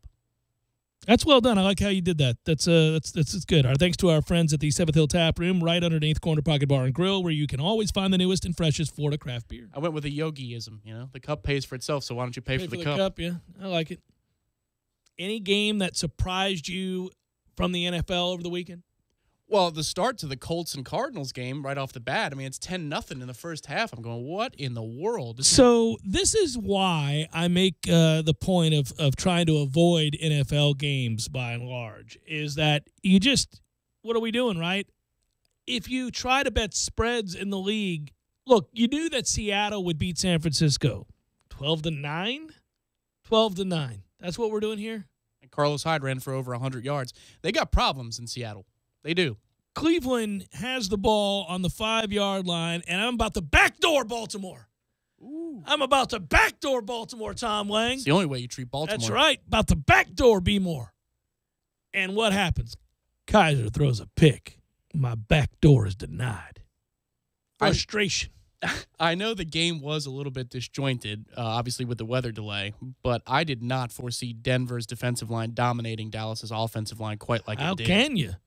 Good Lord. It doesn't happen. 9 carries for 8 yards for Zeke. You may think I know that stat for a particular reason, and I do. But at the same time, it's still stunning. Absolute ownership, and Simeon looks pretty good. He's on notice for being good. Yeah. 2 fingers here, 2 fingers there, for the right reasons, not the wrong reasons. So should I suggest to you that their first-round draft pick from a couple of years ago, Paxton Lynch, is done? Well, Simeon's a 7th rounder. I'm saying we're done with him, right? Well, maybe you could probably parlay that into a nice 3rd-round pick. It's amazing anymore, and maybe it's too quick. Maybe it's maybe I'm being guilty of jumping the gun, but I'm always amazed now.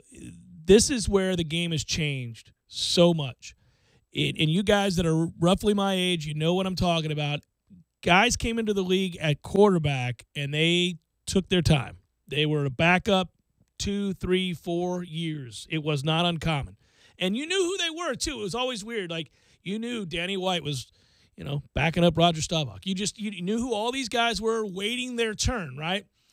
And they had that time to develop. They had that time.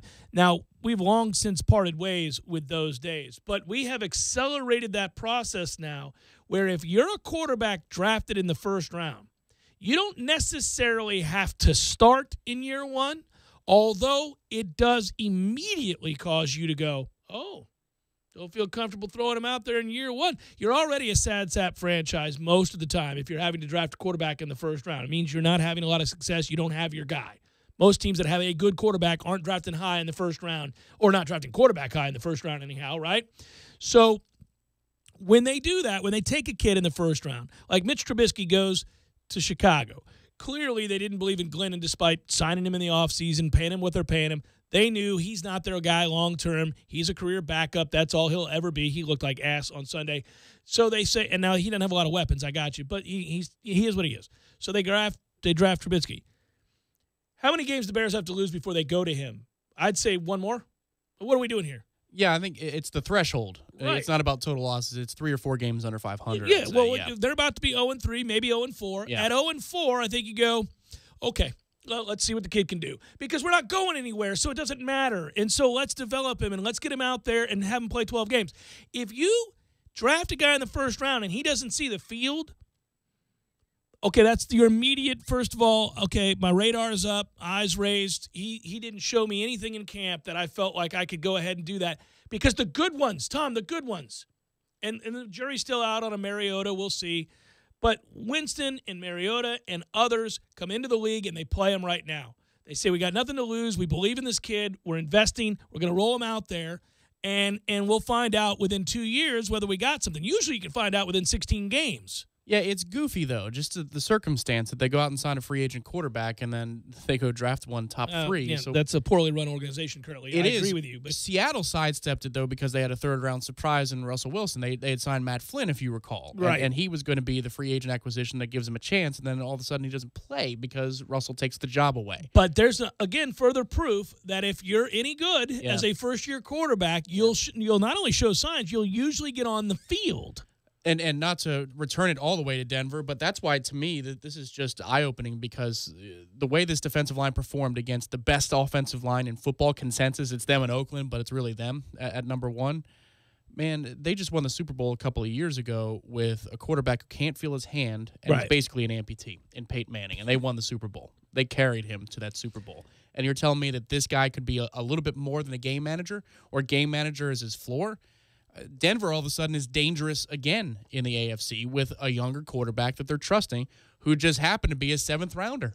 As an aside, I should note that if you're a Miami Dolphins fan or if you're Cody himself, the one who made that fourth field goal from 54 yards, this one with a $1:05 to play, you drop your pants, kid.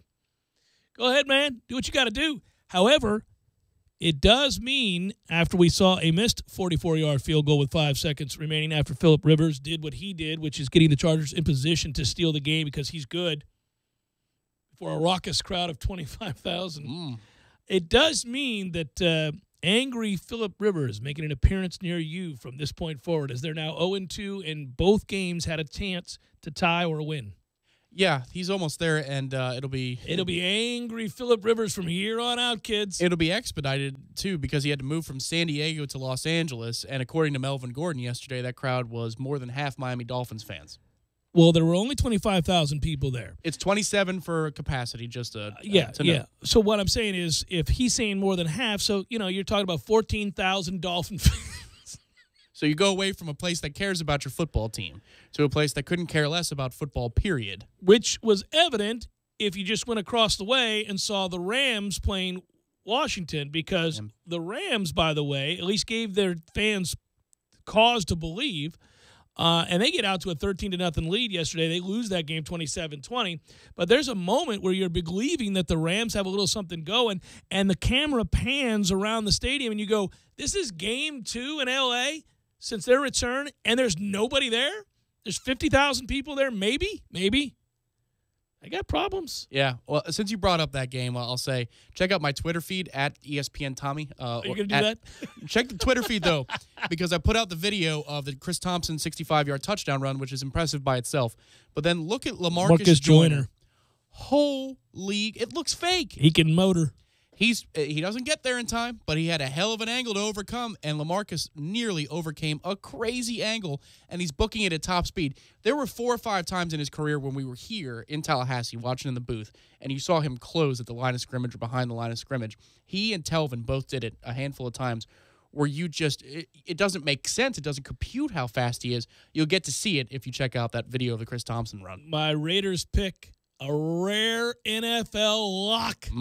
Rare NFL lock, and it comes through. Can they set the line high enough for the Jets? I don't know. I said again, I thought, all right, it's very rare. I'm going all in on a big number in the National Football League. You can't do it. Look at Arizona and Indianapolis. Sorry, Indianapolis. And there they are with a chance to win. They lose in overtime, 16-13. Carson Palmer has to rally the Cardinals against that garbage Colt team. And there I am thinking, okay, see, that's a good example why you don't do it. But Oakland and the Jets, we just knew, right? And there it was. Thank you, Oakland. Thank you, Jets. You're exactly what we thought you were.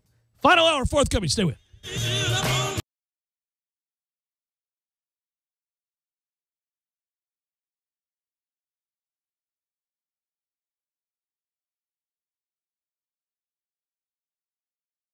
When you're in need of auto repairs, look no further than Nice Tire and Auto Service. Nice has been in business for 16 years with long-term, knowledgeable sales associates. They have the latest wheel balancing machine in the industry. And for passenger vehicles, they service AC, brakes, suspension, tune-ups, and much more. Never sit through a long wait. Nice Tire and Auto has 10 service bays to get you back on the road quickly. If you have tire problems, check out their large inventory with various Goodyear and Michelin tires. Nice Tire and Auto Service, 4792 Bluntstown Highway, 574-4100. You put your mower through a lot. All that back and forth can add up to thousands of miles. That's like mowing cross country. Gravely commercial mowers are built for all-day performance, helping you get the job done mile after mile. Gravely, built to mow the distance. Get your Gravely motor only at TNT Supercenter, your one-stop shop for work or play. 14585 Highway 19 South, Thomasville, Georgia. TNTSupercenter.com. I'm talking tough, like a state of mind. Tough, like a soldier on the front line. Tough when it gets rough, like my Ford truck, always enough. I'm talking tough. Franklin Spring Creek Ford, the place to find your next truck in southern Georgia. I'm talking tough. Hey y'all, we're Chris and Preston from Low Cash. Head to Franklin Spring Creek Ford and see them about all of your vehicle needs. Steve Chapman and Captain Mike Ortega as they catch you up to speed on what's new and biting in the North Florida region. Big-time guests, celebrities, interviews, and 3 hours of the fishing info you need. Fishing Florida Radio is brought to you by Sea Quarters Marina off Highway 98 in Carabel. Sea Quarters Marina, your full-service marina, and presented by Hobbit American Grill, locally owned and operated since 1978. Look at that mouth. That poor, parched mouth. So dry. What'd you eat for lunch? Chalk dust? Did your mouth cannonball into a barrel of mothballs? You're being awfully quiet. Is that because your mouth feels like the business end of a Dremel saw? Is it because your mouth just wrote a haiku and all 17 syllables were dry heaves? You're so parched. You know it. I know it. The entire radio knows it. Just admit it. You want a Mountain Dew.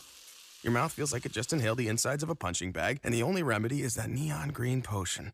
Right now, your mouth could be tongue bathing in the refreshing citrus kick of Mountain Dew. Instead, it feels like you've been motorboating King Tut's sarcophagus. Show some mercy. Crack open an ice-cold Mountain Dew. You know your mouth wants you to. Do the Dew. Nothing quite beats authentic Italian food and a Pepsi. Indulge your taste buds and experience all the flavor of Italy right here in Tallahassee. Visit Urban Food Market today, located in the center of Tallahassee. Urban Food Market, proud to serve Pepsi.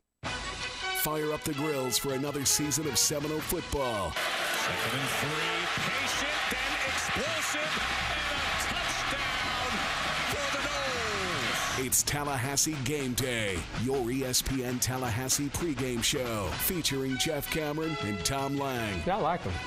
Get the latest news, interviews, and insights 3 hours ahead of kickoff before the Noles defend home turf. Hey, on Saturday, we're going to play a game. We're going to most likely win that game, and we're going to celebrate on Sunday. Tallahassee Game Day is brought to you by Whole Foods Market, a leader in natural and organic food that brings the highest quality of local and global products to Tallahassee. Whole Foods Market, located at 1817 Thomasville Road, and presented by MMT Clinics of Florida. Visit mmtcfl.com. To the pylon! That's a Seminoles touchdown! If you've been suffering from a chronic illness and prescription drugs aren't working, it's time to seek alternative treatment. Dr. Joe Dorn provides evaluations and ordering of natural products for patients who qualify under the new Amendment 2 law. To make an appointment with Dr. Dorn or for a free e-visit, go to mmtcfl.com. That's mmtcfl.com. Visit Dr. Dorn at our Tallahassee MMT Clinic on Capitol Circle Northeast, next to the Cake Shop. It's time to stop suffering and seek affordable and compassionate care. Brent, this month's topic is classic song lyrics. You ready? Ready as I'll ever be. Here's a lyric. American history, practical math. You study them hard and hoping to pass. It's from School Days by the great Chuck Berry. He wrote and recorded so many great hits. You mean like TNT Supercenter sells and services so many top golf cart brands with an enormous selection all under one roof? TNT Supercenter customers can compare the top golf cart brands side by side. Club Car, Yamaha, Star EV, and the ultimate hunting vehicle to beat. TNT Supercenter has the largest selection of carts in the area. Pre-owned carts starting at just $19.99. New carts with a 4-year warranty starting at just $49.99. And at TNT, our service center and service technicians are trained, certified, and authorized for every brand we sell. And there's plenty of parts and accessories too, right? Our parts inventory is huge, and we'll dress up your existing cart with a full line of Mad Jack's premium accessory products like seat kits, light kits, lift kits, and now for a limited time, save 20% on all Mad Jack's parts and accessories. TNT Supercenter, US 19 South, next to Dairy Queen in Thomasville, and online at TNTSupercenter.com. Broadcasting live from the Dale Earnhardt Jr. Buick GMC Cadillac Studios. This is 97.9 ESPN Radio, WTSM, Woodville, Thomasville, Tallahassee. ESPN Radio Sports Center. I'm Christine Lisi. Here's what's happening. A U.S. District Court judge in Texas denied the NFL's motion for an emergency stay of an injunction that's allowing Cowboys running back Ezekiel Elliott to continue to play while his 6-game suspension for violating the personal conduct policy works its way through the courts. This means the case moves to the U.S. Court of Appeals, 5th District, and that Elliott will continue to play. Panthers tight end Greg Olsen had surgery on his broken right foot. According to ESPN's Chris Mortensen, Olsen expected to be out 6 to 8 weeks. Carolina determining whether he'll be placed on injured reserve with the expectation he'll return later in the season. ESPN's Adam Schefter reports the status of Giants receiver Odell Beckham Jr. up in the air from Monday Night Football against the Lions because of an ankle injury. The game at 8 Eastern on ESPN. The Nissan Heisman House is back. Rush over to NissanHeismanHouse.com to enter for a chance to win a new Nissan Titan. No purchase necessary. Ends December 8th, 2017. Open to residents of the USDC 18 or older. Official rules at NissanUSA.com/Heisman House Sweepstakes. Live from the Dale Earnhardt Jr. Buick GMC Cadillac Studios in the capital city of Tallahassee, this is the Jeff Cameron Show on 97.9 ESPN Radio. Man Cave Monday, brought to you by Experamac of Tallahassee. Experamac, Tallahassee's trusted tech source for Apple. Stopping at 346 South Magnolia Drive or call at 765-2012 today.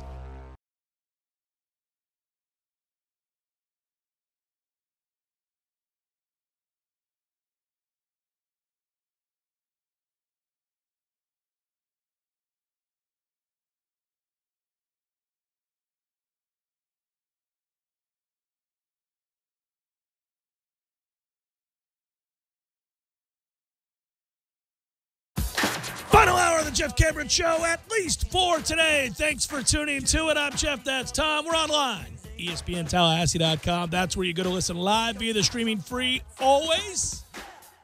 It is a great Monday indeed. I don't always say that because Mondays are still Mondays, but it's a game week Monday, damn it. Finally, Florida State set to get it on in the home opener against NC State. Normally noon games, this time around, yes, earlier the better. Let's kick it off at 9 a.m. I'm ready.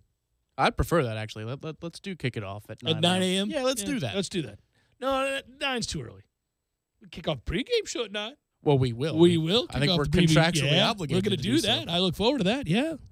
We'll do that. Tallahassee Game Day, Saturday morning, 9 a.m. That'll be the final hypothetical show of the season, where we talk about what do we know, what do we not know. From this point forward, we have seen a game. I mean, it's a game that saw us lose to Alabama. We came out of that game saying, all right, I like the defense an awful lot. The offensive line was better than I thought they'd be. Charles Kelly, tip of the cap to you, by the way, on the defensive side of the football. You look good. Offensively, we walked out of there going, well, a little disappointing. I thought that, unfortunately, beyond the fact that DeAndre Francois got hurt, which obviously is just sad for him and frustrating for fans of Florida State, but I thought he played poorly in the second half, missed some throws, really cost us dearly, and that was frustrating. And then I thought, obviously, the takeaway from the game is the one that we harped on for the better part of 4 days, and it got old, but it's got to be improved, and hopefully we'll see that on Saturday, and that was that special teams were a damn disaster. A dumpster fire that carried over from a year before and the year before that. I'll bet you that Jimbo, if nothing else, is so tired of not playing a game because he has tired of hearing about the special teams. That's all he has to hear about for 3 weeks. Well, they were historically bad that night. I mean, it's not just that you turn the football over there or that you botch a field goal attempt that's blocked, and it's not just that you fumble a kickoff return. It's also that you have a punt blocked You have 12 men on the field. You have to waste 2 timeouts. You have a 12-yard punt with an opportunity to pin an opponent down who's not moving the football, so you don't flip field position a couple of times when you can. This is all of the stuff that ends up leading to Alabama having 5 consecutive possessions inside your 50-yard line. I mean, these are the things. It wasn't just the glaring errors on special teams that brought our ire, if I could say it, out. It was some of the hidden yards that Florida State lost, and there were a lot of them in special teams. So, you couldn't catch a punt. A lot of frustration directly and fairly pointed at special teams. And I don't really care whose fault it is. It doesn't matter. It can't happen. It's been consistently happening for a while. Ultimately, that all falls under the umbrella of the head coach having to get that right. I would like to think that Saturday at high noon against NC State, from the opening kick to the end of the game, you see a more consistent effort and better execution within the special teams realm. It has to get better. It has to. You're going to lose more games. I know Jimbo doesn't update the depth chart himself every week. That's what Sports Info has to do, and they have to get information from Coach, and sometimes he'll be more willing than others to tell you what the truth of the 2-deep is. But when they did tweet out the assembled media today, the 2-deep, I did take a look at kick returns, and it looks like it's the same 2. So I don't know if that's actually going to be what we see on the field on Saturday, but at least for now, Florida State is telling you the same 2 guys are going to be returning kicks. Here's the deal. It has to be, 100% has to be, that they see Keith Gavin do this right in practice. Because there's no way, based on the evidence we have in games, that you would continue to roll him out there on merit, based on his performance. Sure. It would have to be that in practice, he does it right almost all the time. And then whatever happens when the lights are on in an in-game situation. Because, again, as I pointed out, even his great return against Michigan is filled with indecision and poor decision-making when he finally does decide. So much so that Kermit Whitfield is rightfully jumping up and down. And he's imploring him, yes, don't make this mistake, sir. Damn it, why are you going out there? It's not until he runs the guy over and emasculates that poor kid that we all celebrate the moment, which is great that he did that, and that speaks to his physical tools, but not his decision-making. And that decision-making led to a physical error in the game against Alabama, in which he fumbled the football. So we haven't seen him do it right when he's been given opportunities. He must be doing it right in practice. We're not out of practice.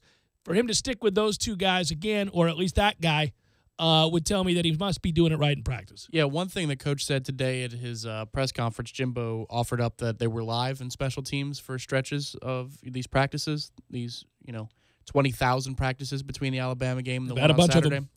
Well, good, because I wonder if it was just walkthrough. All right, you guys got it? You got this situationally? We all good to go here? Okay, yep, you know what you're supposed to do. You know what you're supposed to do.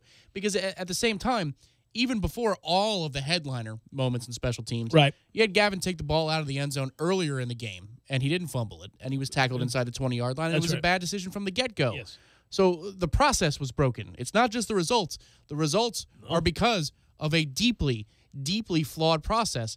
And to me, the capper was the 12 men on the field. That's when I finally lost my you-know-what. You got to be – okay. So we're gonna, in addition to everything else – yeah, we're not going to have a quality control coach help us out with 12? I mean, good Lord, man. Let's find out what happened Saturday. We've certainly gone over this. Now, the games that were, Clemson goes into Louisville, hammers their ass. That game's never close. Clemson dominates from the start of this game to the end of this game. That's an extremely well-coached program, a well-coached team, executing on the road, dominating physically. Defensively, they dominate. Offensively, they run the football to the tune of nearly 300 yards. That's doing some things. That changes everything. Tom evens up the Lone Star wagering. Clemson gets that win, and that serves to notice, certainly, all the rest of the ACC that Clemson may not have a significant drop-off like we were hoping for coming into the year. I didn't touch the game from a win or loss standpoint with, people you got screwed on the over-under. I did. I tried to warn a good friend of mine not to touch that game. Well, the annoying thing was they were concession touchdowns. They were garbage. Hey, they count the same. I got you. Got to take that into... Well, I didn't think the game would play out that Clemson would dominate. I thought it would be a closer football game for 3 or 4 quarters that was just defensively played, but Clemson's offense steamrolled at Louisville. One thing I will say, though, we talk about it. Jimbo walking out the tunnel in 2013 for Clemson. Believing it. The Xavier head coach last year when we Before played the game against us, yes. Second round of the NCAA basketball tournament. When Maria Taylor interviewed Dabo before kickoff. He knew a little something. I wish I could have texted, somebody who might have been able to do something about it because he had such calm in every word that he delivered. I said, oh, boy, he feels really good. Here's the thing, too. Venables does such a good job for them on defense, and they, the point would be, too, with Clemson, at least in terms of the way they executed in the run game, that was the area I didn't think they'd have a lot of success. But they come right out the box and they're able to run the football, and then you realize Louisville's in trouble. Lamar Jackson takes a hit here because for all the strides that he had made, and he had made significant strides from the pocket, throwing the football, he had opportunities early in this game to make plays as a passer, and he doesn't make those throws. He misses those throws. And I'll grant you Clemson's a better team. But if you're gonna capitalize on the emotion of the moment and the crowd that wants an opportunity to erupt, you have to make those plays, and you've got to give yourself a puncher's chance by being in that game at halftime, executing those throws, and then maybe putting yourself in a position to put some game pressure on Clemson in the second half. When you miss those throws and you allow Clemson to build up a lead and effectively take your fans out of the game, well, obviously now we've got a real problem on our hands. You're losing physically and emotionally. And he didn't execute as the unquestioned leader of that team and as the guy that you thought could single-handedly keep them in it. He did not. Yeah, the one thing I thought, and again, Clemson dominated this game, so it would be like us arguing about last year in a noon kick. If this was different, if that was different. No. But the spot review on that first drive, I thought, oh, my God, that's an awful spot. They got screwed on early on their first drive. Secondly, they came out throwing the football, and I just didn't – I don't know if that's Petrino's arrogance, if that's what they saw on film that they needed to do. But the best way to get the crowd involved is to get Lamar Jackson out in space and running because, listen, I get it. He still made some plays in that regard. Yeah, he's always going to. Before halftime. I mean, he goes right down the field in 2 plays. Where do they go? 95 yards, 98, whatever it was. And right, 2 plays. They're inside the red zone from deep inside their own territory. But it just seemed to me like they were trying to make a point about what Lamar is, and Lamar was nervous on top of that. So it was just a disaster. But Petrino got out-coached there, outclassed by Venables. Well, and this is the thing. This is right now the hallmark of this Clemson program. They recruit exceptionally well. You got to go back to recruiting, it being coaches, right? Coaches do. This is part of what you get paid for in college football. It's how we also judge you. It's not the same as the NFL. When we judge college coaches, we judge, yes, your X's and O's, acumen, and all that other stuff, but do you bring in talented players? Well, right now, the thing about Clemson is that they bring in elite-level players, and they're quite clearly coaching them up. I mean, those guys look good consistently, especially in big games right now. There was a time where that wasn't the case at Clemson, and we kind of scoffed at Dabo, whether it was the 77 points West Virginia scored or any number of moments where we pointed to Clemsoning because it was a real thing. But that's not happening anymore. They've clearly turned the corner where they're the most consistent and well-coached program in the ACC right now. Yeah, and they were helped. Again, they were helped in this game. The defense for Louisville is just, I thought they'd be better against the run. They weren't. But go back, Jimbo's had good moments and bad moments. But a lot of good moments, mostly good moments. One of his great moments was the Miami game here in 2015. First play he calls is the option pitch to Dalvin. Yeah. He's not trying to go down the field with Everett Golson on that drive. He's trying to establish 4 and let you know, Miami, you still got to deal with this. It's another year of this guy for you. Still this guy. You know, it's a touchdown. He's not drawing it up to be a touchdown necessarily, but it ends up being he knows it's going to be a big play. Right. But he doesn't think it's going to be necessarily out the gate. Once you get the corner, baby, with that guy. And Everett played it perfectly. And we never really went back to that, which I'm curious. But you put your best player in a position to succeed early, get the crowd going. I mean, if Lamar's out in the open field because you schemed a run that you haven't put on tape and you know it's going to gain you 10 to 15 yards and then you run him again, he's got all game to throw. It just seemed like they were trying to force a point there, and Lamar was not up to the challenge. Other big moments of the weekend certainly is the final play of the Florida-Tennessee game and what was otherwise a terribly played game between 2 average to subpar-looking teams. But if you're a Florida fan, you don't really care about any of that. Felipe Franks makes the throw to Cleveland. And here's the thing, that's categorized as a Hail Mary. But I got to give Franks and Florida a little bit more credit than that. First of all, that play is a play they've practiced. Secondly, that's a throw. That's a grown man's throw. There aren't a lot of guys that can make that throw. So give him credit, first of all, just for having the arm strength and the accuracy on a throw like that. That's a long way to throw a football, Tom. Secondly, yes, it's a mistake, but this is what Tennessee does. First of all, they're in a nickel, not a dime, which I brought up in the first hour. I don't know why that is. Secondly, you have, unfortunately for this young man, because I'll be talking about him for years to come, but Micah Abernathy, he begins to drift. And Why? I don't know. But ultimately, I mean, even if that's just a mistake, a boneheaded mistake on his part, it happens too often with Butch Jones coach teams that these mistakes that we point to, these moments in time at the end of games or in situations where they could have already put the game away. This was one of those games where Tennessee should have had a two-score lead bare minimum based on what we were watching the first 3.5 quarters, first 3 quarters, halfway through the fourth. But he didn't. They botch opportunities like that. They make decisions that kind of defy logic. And then, of course, these end-of-game situations. Now, I know they once benefited from a play like this as well. Is really kind of, par for the course, dare I say? Yeah, well, Georgia went down the field and scored in dramatic fashion before just Tennessee previous to do that, stole the show right back. But this wasn't just a play. Like, in that situation, an athlete made a hell of a play in that Tennessee-Georgia game, meaning for Tennessee. Yeah. That truly was a Hail Mary. That truly was just somebody chuck it up, and maybe one of our guys will out-athlete another guy. And in that case, it happened. This is where I give Florida a little bit more credit. It's not completely designed that way because he gets flushed from the pocket. But the route itself and just having him go, he runs right past the corner who's handed it off to the safety. The safety then drifts too far the other way, and at the time he realizes that he's got to get back over. Cleveland's even, and he's leaving, and good night, Irene. It's a touchdown. It's a great throw. It's a little bit more organized than a traditional Hail Mary, if you will. Yeah, the one thing that I learned, though, and that I like to see, for our game later on in the season, you can run on Florida. You can run on Florida, precisely. You can run on Florida, and I had a suspicion this defense might not be as good this year, and I still think they've got, really good linebackers. They'll be better than their offense, quite clearly, but it's not as good as they were when they still had Muschamp players. No, and so even though we don't have Dalvin here necessarily, when we play them in November, one would think the attrition of a season, the trenches, the way our offensive line looks and the way their defensive line looks, it actually might be an advantage for Florida State for the first time in how long? A distinct advantage. In terms of lining up and running the football against that defense, you might actually be right there, and that's exciting because you're right. We haven't really been able to do that in a while. Just line up and run the ball against them.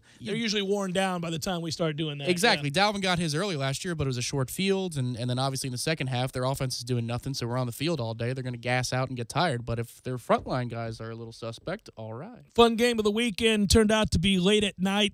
Most of you, being diehard college football fans, stayed up to watch, as did I. Southern Cal beats Texas in a classic, I guess, now. And really, I don't want to take anything away from how fun a college football game this really was.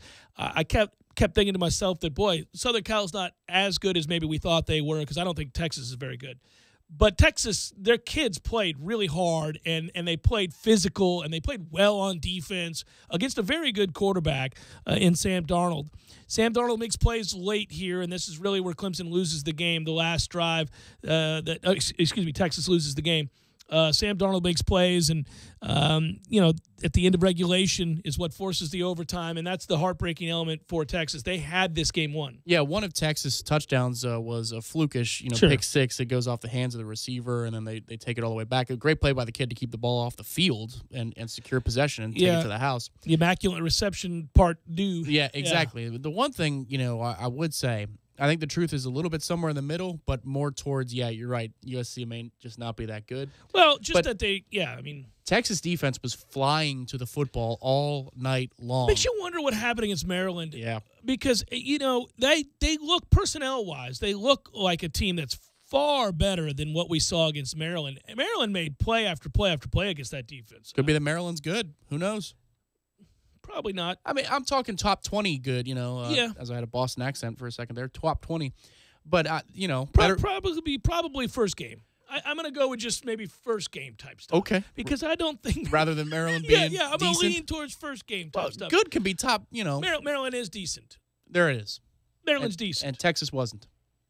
No. And they might not still be decent, but they got up for this game. They did, and they played hard, and they played well, and it was fun. Really, the most eye-opening result of the weekend is Mississippi State doing to LSU really what you wouldn't deem to be possible, because I thought LSU's defense at the very least would be good. I did say that, hey, listen, two things about this game that kind of surprised me. First of all, I know Mississippi State's offense is very good. LSU's defense is always good, so you figure it will mitigate some of that advantage that Mississippi State has playing at home with that offense. It didn't. Secondly, Mississippi State's defense ought not abuse LSU's offense the way that they did. That's a dominant performance from a Mississippi State defense that I don't think any of us were looking at. So LSU goes back to the chalkboard, and, their fans probably expected better after they told Les Miles to have a day. Slate not that great this weekend for college football, but all of a sudden, the Mississippi State-Georgia game is a nice game. Really good one, right? Really good one. The other roundup elements, if you will, beyond just what teams looked like what, I do think it's fun to watch Vanderbilt beat K-State because I won money on it, Tom. And I think the other thing is, don't read too much into the fact that Colorado State scored 23 points on Alabama. This was a classic sort of Bama knows they're better, going to win the game, go through the motions type thing. Now, if that continues, then we'll all get angry. Then we'll start to get angry and we'll go, well, now, wait a minute here. Well, they got up for us. They knew that they were in danger. I guess. Georgia kills Samford. Vandy won, as I said. Stanford loses to San Diego State. Look now, for you sporting guys or gals, you could have fun so far this year. I have betting on Oregon. Oregon drops a 49-13 on Wyoming. Just a tip from your old Uncle Jeff. Just saying over here. If you've been paying attention, Oregon looks all right. Jeff Cameron Show, 97.9 ESPN Radio.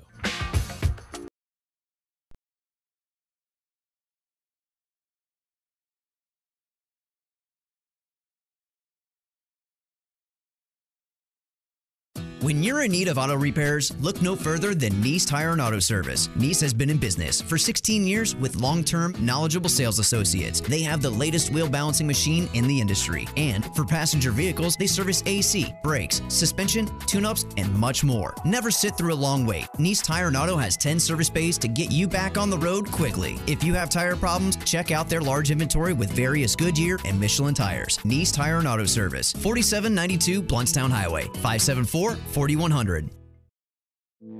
You put your mower through a lot. All that back and forth can add up to thousands of miles. That's like mowing cross country. Gravely commercial mowers are built for all-day performance, helping you get the job done mile after mile. Gravely, built to mow the distance.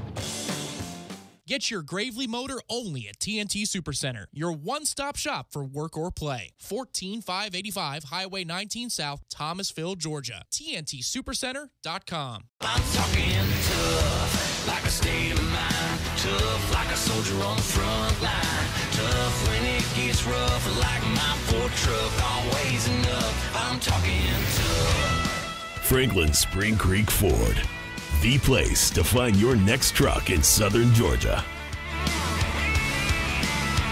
I'm talking tough. Hey y'all, we're Chris and Preston from Low Cash. Head to Franklin Spring Creek Ford and see them about all of your vehicle needs.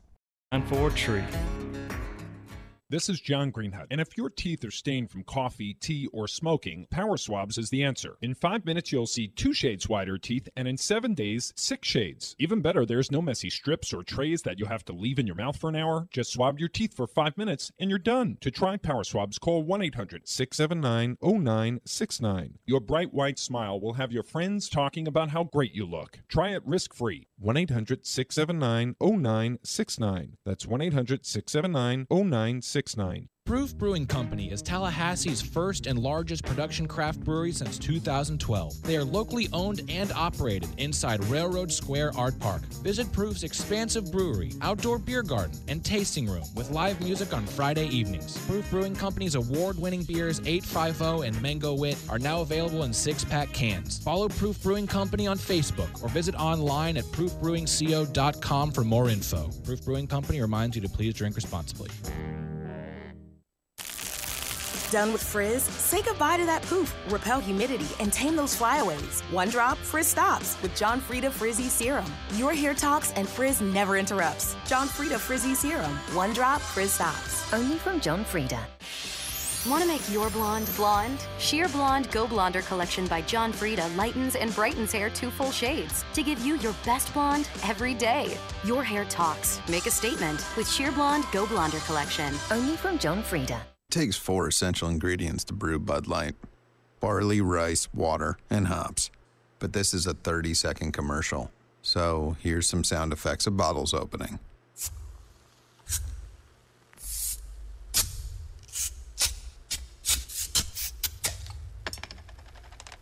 Here's to the beer you can always count on.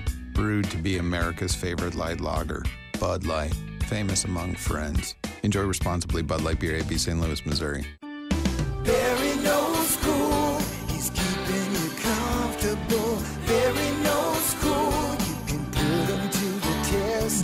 Tallahassee's hot summers get you down. Barano Heating and Air Conditioning can help in case of a breakdown, day or night. Their certified technicians can get you up and running in no time. Turn to the experts at Carrier and at Barano Heating and Air. Call 580-4029 or visit baranoac.com. Florida license number CAC 057652. Hey, Dad, did you see me make that last play? We're unstoppable this season. Yeah, you're doing great on the field this year, but how'd you do on your test today?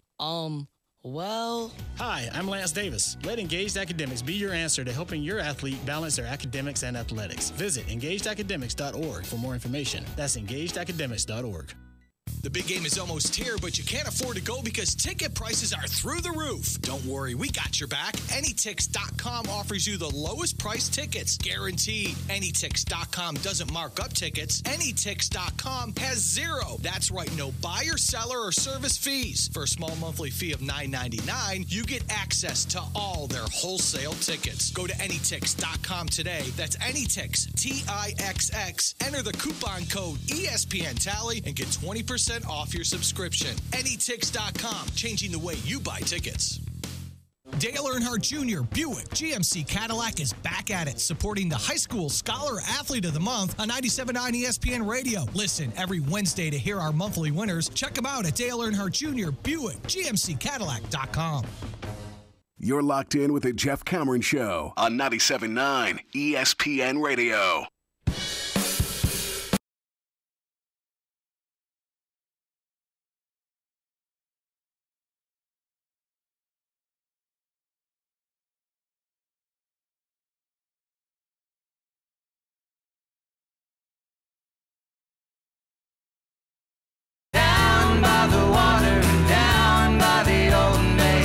Jeff Cameron Show, 97.9 ESPN Radio. Hello. Did we have a Here Comes Virginia moment today at J. Cameron Show at _Tomline? We did not. If you'd like, perhaps we should effort to do so. Huh? Serenade. All right. And a 1, 2, 3. Here comes Virginia. We really got that down. Boy, oh boy. That is good stuff. It is. We got that down. Yeah. Now, any chance we get, I'm not a big believer these days, unfortunately, in Virginia football. I'm still not there yet. You know, we feel like the ACC has done a great job in upgrading the coaching staff across the board. And I understand that they're 2-1 and you drop 20-point beat down against Connecticut, but it is Connecticut. Yeah. Doing what you're supposed to do. At Boise State, are we going to give them one of those if they get it done there? Oh, I think Twitter might light up if they're getting the job done with old Boise. Boise's not great. They could go win that game. Maybe it would be, when's their first? You know, you look at I just did this because you got me curious. You look at their schedule. It's Boise State. This is kind of a big weekend for Virginia. It's Boise State followed by, and that's a Friday night game, by the way, if you're wondering. At Boise. All right. Well, 8 p.m. Yeah. I love that game, too. That's a cool Friday night. There we go. All right, so 8 p.m. Friday night. Then it's Duke. All right, we'll see. Duke hurt me a little bit. That's a tough one. Boy, they sleptwalked through that win over Baylor. Well, what bothers me is that's a 15-point number, and they're up 14 with the ball in the 5. Yeah. Well, they were up 10 with the ball. Up 11, with the ball on the 5. Mm-hmm. There are opportunities there. Settle for the old FG. Yeah, little field goal. So that's a non-cover by a point. Oh yeah. By a point. Kind of need you to go ahead and try to score a touchdown there. Yeah. You got opportunities there. Send a message. Maybe a little, yeah. Send a message. And they had a defensive touchdown in that game. So the offense just didn't get it done for Duke. A little frustrating. Anyhow, but if you look at Virginia, they've got North Carolina on the road. Carolina's terrible. Boston College at home. All right. Pitt's one of the worst teams in football right now defensively. Do you know, I believe this stat is correct. I should double-check this. I think Oklahoma State scored on their first 7 possessions. 7 for 7, 7 touchdowns. It felt like that. I watched the first 20 minutes of that game, and it was already 21-0. They could not cover. Yeah. Literally, I was going to say a person. No, they couldn't cover. Just generally speaking, there was nobody covering anybody at all. It was embarrassing. Yeah, the one thing I did like from what I saw of that game was that Rudolph is really tough in the pocket. They had 4 or 5 chances to bring him down, and he's physically tough to bring to the turf. And, if you're looking for signs, whether or not Oklahoma State might be physical enough to play Oklahoma and beat Oklahoma, I'm not so sure about that. But that quarterback is a bit more physical than I thought. They're a good team. Usually you think Big 12, there's not much physicality to them. But maybe this one's going to give us a really good bedlam, and maybe it's for more than is typical for that game. Let's go to the NFL, where the Bucs win, and they win handily 29-7 over the Chicago Bears, who are going to have a very long year. Jameis was not really required to do much, but the one thing he did do was not throw an interception, which is nice. 204 yards passing and a touchdown. I thought he looked fine. The Bucs got out to such a big lead so quickly that you really only judge the first couple of drives. The beautiful throw to Evans for the touchdown. You get credit for that. And then also the opening drive is a 12-play drive. We go, 50-something yards. You go to kick the field goal, major field goal there. Okay, I know there was a missed extra point, but there was also a couple made kicks, which is nice to see. I feel good about that. But the defense really was the story of the day. You're not going to run on the Bucs, I don't think. And that'll make you one-dimensional. Now, the problem is the Bucs really can't cash in yet on making teams one-dimensional in a dynamic way. They can create pressure, but they don't have that guy that is going to wreak havoc time and again off the edge. Spence made some plays, but nothing outstanding in that regard. So that could come back to hurt them, especially in their third down defense down the line. Yeah, I thought the pressures were better upon reviewing it. I watched the 30-minute version today after watching the full game in the flow yesterday. It was better than I thought, but still, the run game is where the Bucs shine. Levante David looks like the player from guy. 3 or 4 seasons ago. He's really flying to the football. I thought Will Golston was great against the run. They lined him up all over the defensive line. That's where he does his work. And obviously, if Baker and McDonald you fill out your top 4 with Gerald McCoy for the interior, you got some good things going. And to me, the throw of the day for Jameis may have actually been the throw to Deshaun Jackson on the first drive of the football game. He throws to the left side of the field, and Deshaun just can't come down and bounce. Not any fault of Deshaun's. Tough throw, but a great throw. It's a great throw. And then the most curious decision for me was clearly the Bucs were trying to work on a 2-minute drill. They had no respect for the Bears. They're already up by 26 or 23 with the ball deep in their own territory with a minute to go in the first half, and they decided to come out with both barrels. I found that really curious, but I guess because they're not playing football in so long, Dirk wanted to work on a situation, and they executed it perfectly. So all marks are checked yesterday for the Bucs. That's a nice win, the way you should win if you're a really good football team. Yeah, we talked about it on our podcast, the Scuttle Bucks, that we do on Wednesdays that you can find on iTunes. And I said, listen, if you're a good team playing at home, you got more talent, you ought to destroy the Bears. There's really nothing there other than the rust that could come with playing, not having played a game, and the Bears just played Atlanta tough the week before. But the Bears aren't good, especially at receiver. So, that's going to be a problem for them and Glennon because they're not good at quarterback. He's okay, but he certainly needs weapons, and he doesn't really have any. He's got weapons in the backfield. It's actually a bad matchup for the Bears because the Bucs are going to stop people's run game by and large. And now when you have to throw and you don't have anybody to throw to, we got issues here. Yeah, the curious thing moving forward for the Bucs is how much is T.J. Ward going to be used? He flashed in the did he? early plays. I think it was his first or second play where he comes in the backfield and he hits Cohen out of nowhere. You talk about like a lightning bolt closing speed. That's NFL closing speed.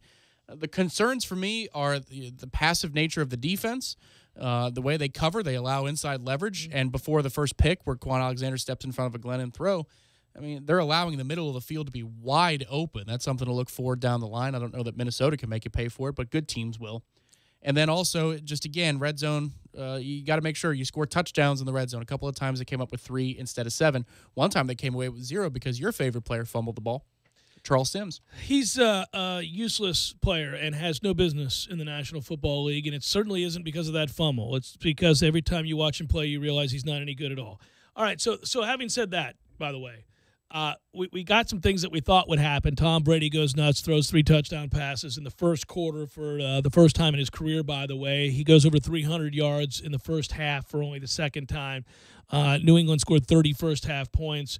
There are some records that go with that, by the way, at his age, being 40 years old, doing that. I don't think but one other quarterback's done that. So that's not surprising. The Saints scored a little bit. They'll do that, but they're not going to stop anybody. We mentioned the Bucs game. The Dolphins in a weird game, but 4 field goals from Cody, who is now hits a 54-yarder with a $1.05 to play. That is money. That's a good win for the Dolphins, given their situation without having played as well. Oakland destroyed the Jets, which is not shocking. Arizona Arizona and Indianapolis is exactly what why you don't bet the NFL? I think that's the way Scott Hansen would say it, too. I think you're probably right.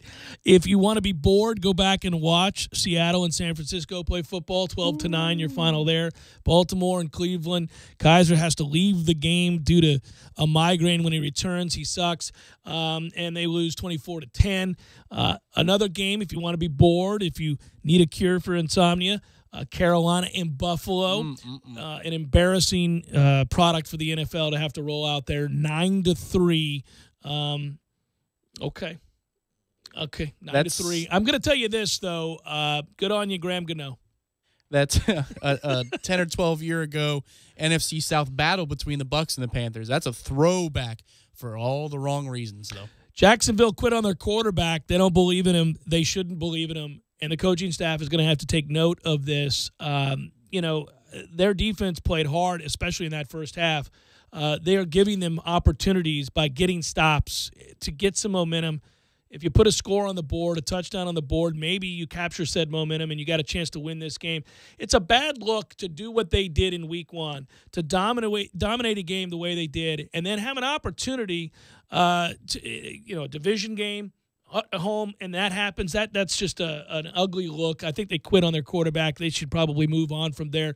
Ben Roethlisberger throws a couple touchdown passes as Pittsburgh really dominates Minnesota. It'll be interesting to see if Minnesota gets Sam Bradford back for this game against the Bucs. I thought Rhodes did a really good job on Antonio Brown. He followed him all around the field, took a couple penalties, but I think it was 5 for 61 is what Brown went. Hurst at Bryant's back because now teams. Well, yeah, Pittsburgh's got options, but they got options galore. That's a matchup to watch next week, and Minnesota will be Xavier Rhodes against either Mike Evans, or is he going to shadow Deshaun Jackson too down the field a little bit at times? Interested at all in tonight's matchup? 3 hours from right now or so, Detroit and the Giants. I kind of am. Yeah. Detroit going to go to 2-0? Yeah, I'm keeping an eye on Detroit just to see what they are. Yeah, both, right? Little two fingers. Yeah, they may have a running game all of a sudden. Yeah, if they have some kind of running game at all, that's something they've never had with Matthew Stafford at quarterback, and he's been there, it feels like, 10 years now, and that's probably not that far off. But, yeah, to me, again, this is a battle of two fantasy quarterbacks that nobody ever wants to take because, garbage time points seem to be where they get the majority of their points. But to me, the way that Detroit played in the second half last week against Arizona caught my eye. So maybe they go on the road, and if they put up 28 to 30 points against the Giants, you could say they're a contender in the NFC North, the old NFC Central, because Green Bay looks a little bit vulnerable. They're going to get Aaron Rodgers killed. Yeah. Speaking of which, 2 fingers to my eyes, 2 fingers back to you. We've been saying this now for a couple of years, but I think it may be coming to a head now. Eli Manning is about. I think we're about. Well, that's the other thing. I think we're about done here. Yeah, if Odell can play, or if he doesn't, whatever. But Eli looks a little bit less consistent. I think Eli is looking like a guy who's ready to call it a day. He wasn't largely consistent for his whole career anyway to begin with. Eli's career will be that of a guy that was a road warrior in the biggest moments in inclement weather when a franchise desperately needs their quarterback to step up. He did, and it will be that they beat New England twice in a Super Bowl, and he's got the rangs, all that goodness, but he has been a point of contention amongst people who watch this league and talk about quarterback play for a long time. He's the friend or family member you can count on when there's a disaster, but you can't count on him for anything else. A random Wednesday in June, don't call Eli. He's not helping you. He's got nothing for you. He may not pick up. Jeff Cameron Show, 97.9 ESPN Radio.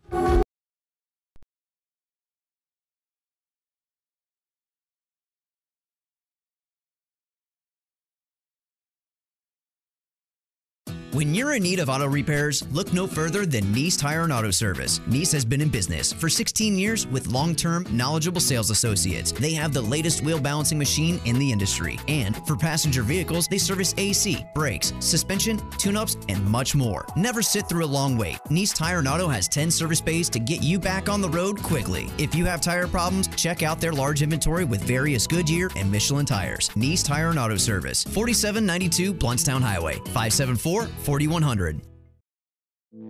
You put your mower through a lot. All that back and forth can add up to thousands of miles. That's like mowing cross country. Gravely commercial mowers are built for all-day performance, helping you get the job done mile after mile. Gravely, built to mow the distance. Get your Gravely motor only at TNT Supercenter, your one-stop shop for work or play. 14585 Highway 19 South, Thomasville, Georgia. TNTSupercenter.com. I'm talking tough, like a state of mind. Tough, like a soldier on the front line. Tough when it gets rough, like my Ford truck. Always enough. I'm talking tough. Franklin Spring Creek Ford, the place to find your next truck in southern Georgia. I'm talking tough. Hey y'all, we're Chris and Preston from Low Cash. Head to Franklin Spring Creek Ford and see them about all of your vehicle needs. On Green Potion. Right now, your mouth could be tongue bathing in the refreshing citrus kick of Mountain Dew. Instead, it feels like you've been motorboating King Tut's sarcophagus. Show some mercy. Crack open an ice cold Mountain Dew. You know your mouth wants you to. Do the Dew. Nothing quite beats authentic Italian food and a Pepsi. Indulge your taste buds and experience all the flavor of Italy right here in Tallahassee. Visit Urban Food Market today, located in the center of Tallahassee. Urban Food Market, proud to serve Pepsi. Proof Brewing Company and For the Table Hospitality present the 5th Annual Florida Tap Invitational, September 29th and 30th. This 2-day event features a block party Friday and a beer festival on Saturday. VIP and general admission tickets are available at FloridaTapInvitational.com. The Knolls are heating up, and so are the Makita deals at Cornerstone Tool & Fastener, your Big Bend Makita Pro Center. The Build Your Own Kit promo is here with many options to choose from. Buy a Makita Dual Base Starter Kit with bag, 2 5-amp-hour batteries, and pick your 2 bare tools. Cornerstone Tool & Fastener, your professional and serious do-it-yourself shop. 1110 Stuckey Ave, Tallahassee, or 3269 Crawfordville Highway. Call them at 580-1200 in Tallahassee or 926-1144 in Crawfordville. Online at CTF.NU. Need a place to watch your favorite sporting event? Hobbit American Grill, voted best wings in Tallahassee by Tally Awards 3 years in a row. Thirsty? They have the Lucky Sevens. $7 domestic pitchers after 7 p.m., 7 days a week, $7.95. Daily specials. Locally owned and operated since 1978. Hobbit American Grill keeps it local with a wide variety of locally crafted beers plus a full bar. Hobbit American Grill. 3 locations to choose from. 400 Capitol Circle Southeast, 2020 West Pensacola Street, and 5032 Capitol Circle Southwest. Visit them online at myhobbitonline.com. Hi, Chris Kraft. Tallahassee dodged a bullet with Hurricane Irma, but the majority of Florida was not so lucky. So Kraft Nissan is teaming up with the Capital Area Red Cross. You buy a new car, and we donate $100 to the Red Cross. And Kraft Nissan is guaranteeing a minimum total donation of $5,000. And if your vehicle was damaged by the storm, you automatically qualify for Nissan's factory employee pricing A-Plan, which is up to $1,500 under invoice. In addition, you keep all rebates or 0% interest on most models. And Nissan Corporate has just announced no payments for 6 months. That's right, until March. It's Nissan's way of helping our neighbors. Plus, save $6,000 off on all 2017 Altimas in stock. And Kraft Nissan has created a 1-month program called Storm Recovery Sign and Drive. 0 money due at inception. That's right, no money down, nothing. And lease a new Sentra S for just $255 a month or a 2017 Rogue Sport for only $275 a month. Kraft Nissan, doing our part to keep this Nissan town rolling. But hurry, it all ends October 2nd. Payments based on 36-month lease with approved credit through NMAC, monthly payments plus tax. For many businesses, hiring is tough. You want access to highly qualified candidates fast. And you don't want to sign a long-term contract or pay upfront fees. That's why you need Indeed.com, delivering 6 times more hires than any other job site, according to independent research. Indeed is offering new users a $50 credit to give their first job post premium visibility as a sponsored job. Redeem this offer at Indeed.com/credit. That's Indeed.com/credit. Terms, conditions, and quality standards apply. ESPN Radio Sports Center. I'm Christine Lisi. Here's what's happening. A U.S. District Court judge in Texas denied the NFL's motion for an emergency stay of an injunction that's allowing Cowboys running back Ezekiel Elliott to continue to play while his 6-game suspension for violating the personal conduct policy works its way through the courts. This means the case moves to the U.S. Court of Appeals, 5th District, and that Elliott will continue to play. Panthers tight end Greg Olsen had surgery on his broken right foot. According to ESPN's Chris Mortensen, Olsen expected to be out 6 to 8 weeks. Carolina determining whether he'll be placed on injured reserve with the expectation he'll return later in the season. ESPN's Adam Schefter reports the status of Giants receiver Odell Beckham Jr. up in the air for Monday Night Football against the Lions because of an ankle injury. The game at 8 Eastern on ESPN. The Nissan Heisman House is back. Rush over to NissanHeismanHouse.com to enter for a chance to win a new Nissan Titan. No purchase necessary. Ends December 8th, 2017. Open to residents of the USDC 18 or older. Official rules at NissanUSA.com/Heisman House Sweepstakes. Live from the Dale Earnhardt Jr. Buick GMC Cadillac Studios in the capital city of Tallahassee, this is the Jeff Cameron Show on 97.9 ESPN Radio. Man Cave Monday, brought to you by Experamac of Tallahassee. Experamac, Tallahassee's trusted tech source for Apple. Stopping at 346 South Magnolia Drive or call at 765-2012 today.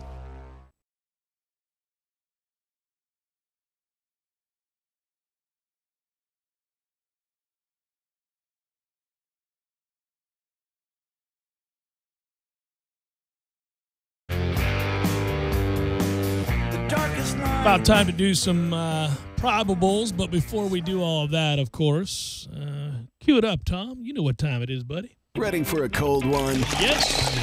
Proof Brewing Company in Railroad Square Art Park presents What's on Tap. So, Jeff, what'll it be?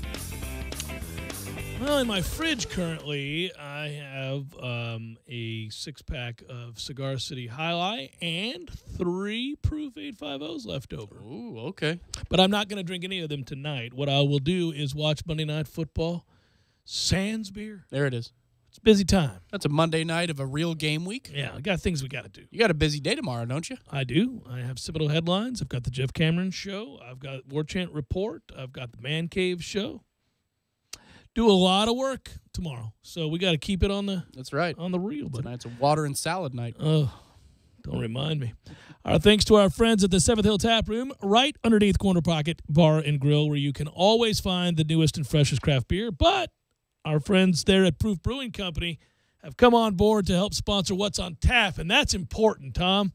Proof Brewing Company and For the Table Hospitality present the 5th Annual Florida Tap Invitational, September 29th and 30th. One of North Florida's largest 2-day beer festivals. VIP and general admission tickets are available currently online, FloridaTapInvitational.com. There it is. You like that? Yeah, I do. You like that? That's a comeback. Very much so. That's a well done swerve to swerve. Hey, so I want to do something before we do. I know you're going to say something. Hold on. Before we move forward, I do want to update because a lot of people have asked this question, and this is not humorous. I don't know what happened, but here is the latest out of Miami involving former Seminole Lawrence Timmons.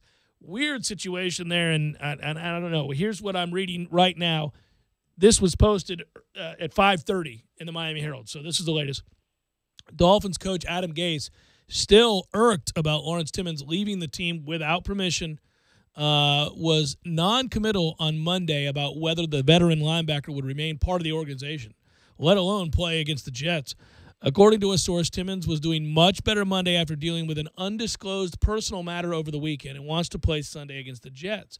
He missed Sunday's game against the Chargers after, quote, going AWOL on Saturday. ESPN reported that Timmons would meet with team doctors on Monday, which the team did not confirm. Quote, nothing to add for what I have right now, said Gase. Really just gathering a lot of information. I've got a few other things I have to deal with guys who did play on Sunday. Obviously, that's an irked coach. Gase said Monday, that's today, that he hasn't talked to Timmons and has no idea if he was in the Dolphins facility or not. He was asked if he has a lot of rules. Be on time and play hard is my rule. I don't know if that's real hard. The coach was asked his tolerance level when those rules are broken. What do you think? He said, you've got 2 rules. It's not hard. Among Miami's most realistic options is suspending Timmons for as many as 4 games for conduct detrimental to the team. Article 42, blah, blah, blah, blah, blah. Dolphins gave Simmons a 2-year, $12 million contract in March, including a $5.5 million signing bonus and an $11 million guaranteed money. I feel like the phrase conduct detrimental to the team was used a lot for a lot of years, and I haven't heard that in a long, long time. Yeah, by the way, if they cut him, if they suspend him, it's going to cost Timmons $235,000. It would cost him $58,000 for just a game. Cutting him would not benefit the Dolphins much financially, according to the overthecap.com. They were talking about the salary cap side. You don't care about all that. Here's the deal. This is what's weird. According to, and again, take it for what it's worth, according to TMZ, police found Timmons at LAX on Sunday morning in a boarding area. TMZ said a Dolphins official was summoned and met Timmons there and left with him. Timmons was trying to get to Pennsylvania. That's where his daughter lives and where the mother of that daughter lives. TMZ said the reason Timmons bolted was because he missed the baby and wanted to visit, and he was serious about visiting her. I don't know what any of this is. We don't know the details of this situation, and obviously I hope everything's okay with Lawrence and his family and baby girl and all of that. But this is bizarre. This is bizarre behavior. There's no getting around that. I mean, to be at the airport the day before you play a game, trying to leave quietly. Also, by the way, who at LAX is on Lawrence Timmons' watch? Yeah. How the hell does it happen that some employee at LAX, that doesn't make any sense. It's like, isn't that Lawrence Timmons? You got a game tomorrow. What are you doing? Somebody get the Dolphins on the horn. That doesn't make any sense. Maybe it was a Dolphins fan. Die-hard Dolphins fan. Yeah. What the hell are you doing, Lawrence? Wait a minute. But here's what's weird, really weird, and I should note this. If I'm going to talk about the bizarre behavior, and it is, Sunday's absence ended a streak of 101 consecutive starts for Timmons. He doesn't miss games. He doesn't miss practice. He doesn't miss games. He's never been a problem. Wasn't a problem in Pittsburgh. Wasn't a problem here. I mean, like, what? It makes you worried about his mental health, and that's just me from afar saying, I don't know what's going on, but that doesn't sound good. Let's go to probables. It's time for, how you say, with the pitching, probables? Nicely done. Go with Mello, huh? Could have gone with September, but it felt wrong to come out with KC and the Sunshine Band after you're talking about mental health. Yeah, I think you're right. Good call. Red Sox, Orioles, Doug Fister, Dylan Bundy. Dodgers, Phillies, Clayton Kershaw, Nick Pivetta. Brewers, Pirates in a game nobody should watch. Brent Suter's going to start tonight for the Brewers. Jameson Taillon will pitch for the Pirates. I feel bad being tough on the guy who's getting his way through testicular cancer, but he's been terrible lately. Twins, Yankees, Irvin Santana, Jaime Garcia. My anger almost got the best of me, Tom. Did you see that? But I showed restraint. That is experience in this world. That's right. There. That's right. Mets, Marlins, your favorite, Matt Harvey. Oh, yeah. Dan Straley. Harvey's fastball velocity ticked upward in his last start, but it didn't help because he walked 4, gave up 5 runs in 3 innings. Throwing it harder, though, Tom. Just give him a mirror between innings. There you go. And there you go. He'll get all fired up. A's, Tigers, Terrell Cotton, Buck Farmer. There's a joke there. D-backs, Padres, Patrick Corbin, and Luis Perdomo. And that's a look at those that shall reside on the boat. All I wanna do is hold her. She's the life that breathes in me. Got a feeling. You got to go back before we sign off and say that it was really well done, the pivot from my wrong read to the right read. What I was going to say is I know you like my crease technique, but we may just have to go to different sheets of paper. No. The crease technique worked because halfway through reading the wrong liner, I went, oh, this is above the crease. I whiffed. I hope Lawrence Timmons is okay. All jokes aside, that's a bad deal there. The good thing is those two entities are friends, man. They're on the same side. All good. It was all good. Me too, because that's a weird thing. If it was a legitimate concern for a family member, you'd tell a team official, they'd hate it, but they'd say, all right, go ahead, tend to your family, go. If it's something about the baby's in danger. Yeah, there's a miscommunication there. Then he's trying to sneak out of Dodge. That just strikes me as odd. Good work out of you. Good work, Matthew. To all of those who called and or listened, I surely do appreciate it. You guys be well. Have a great night, and we'll talk to you tomorrow.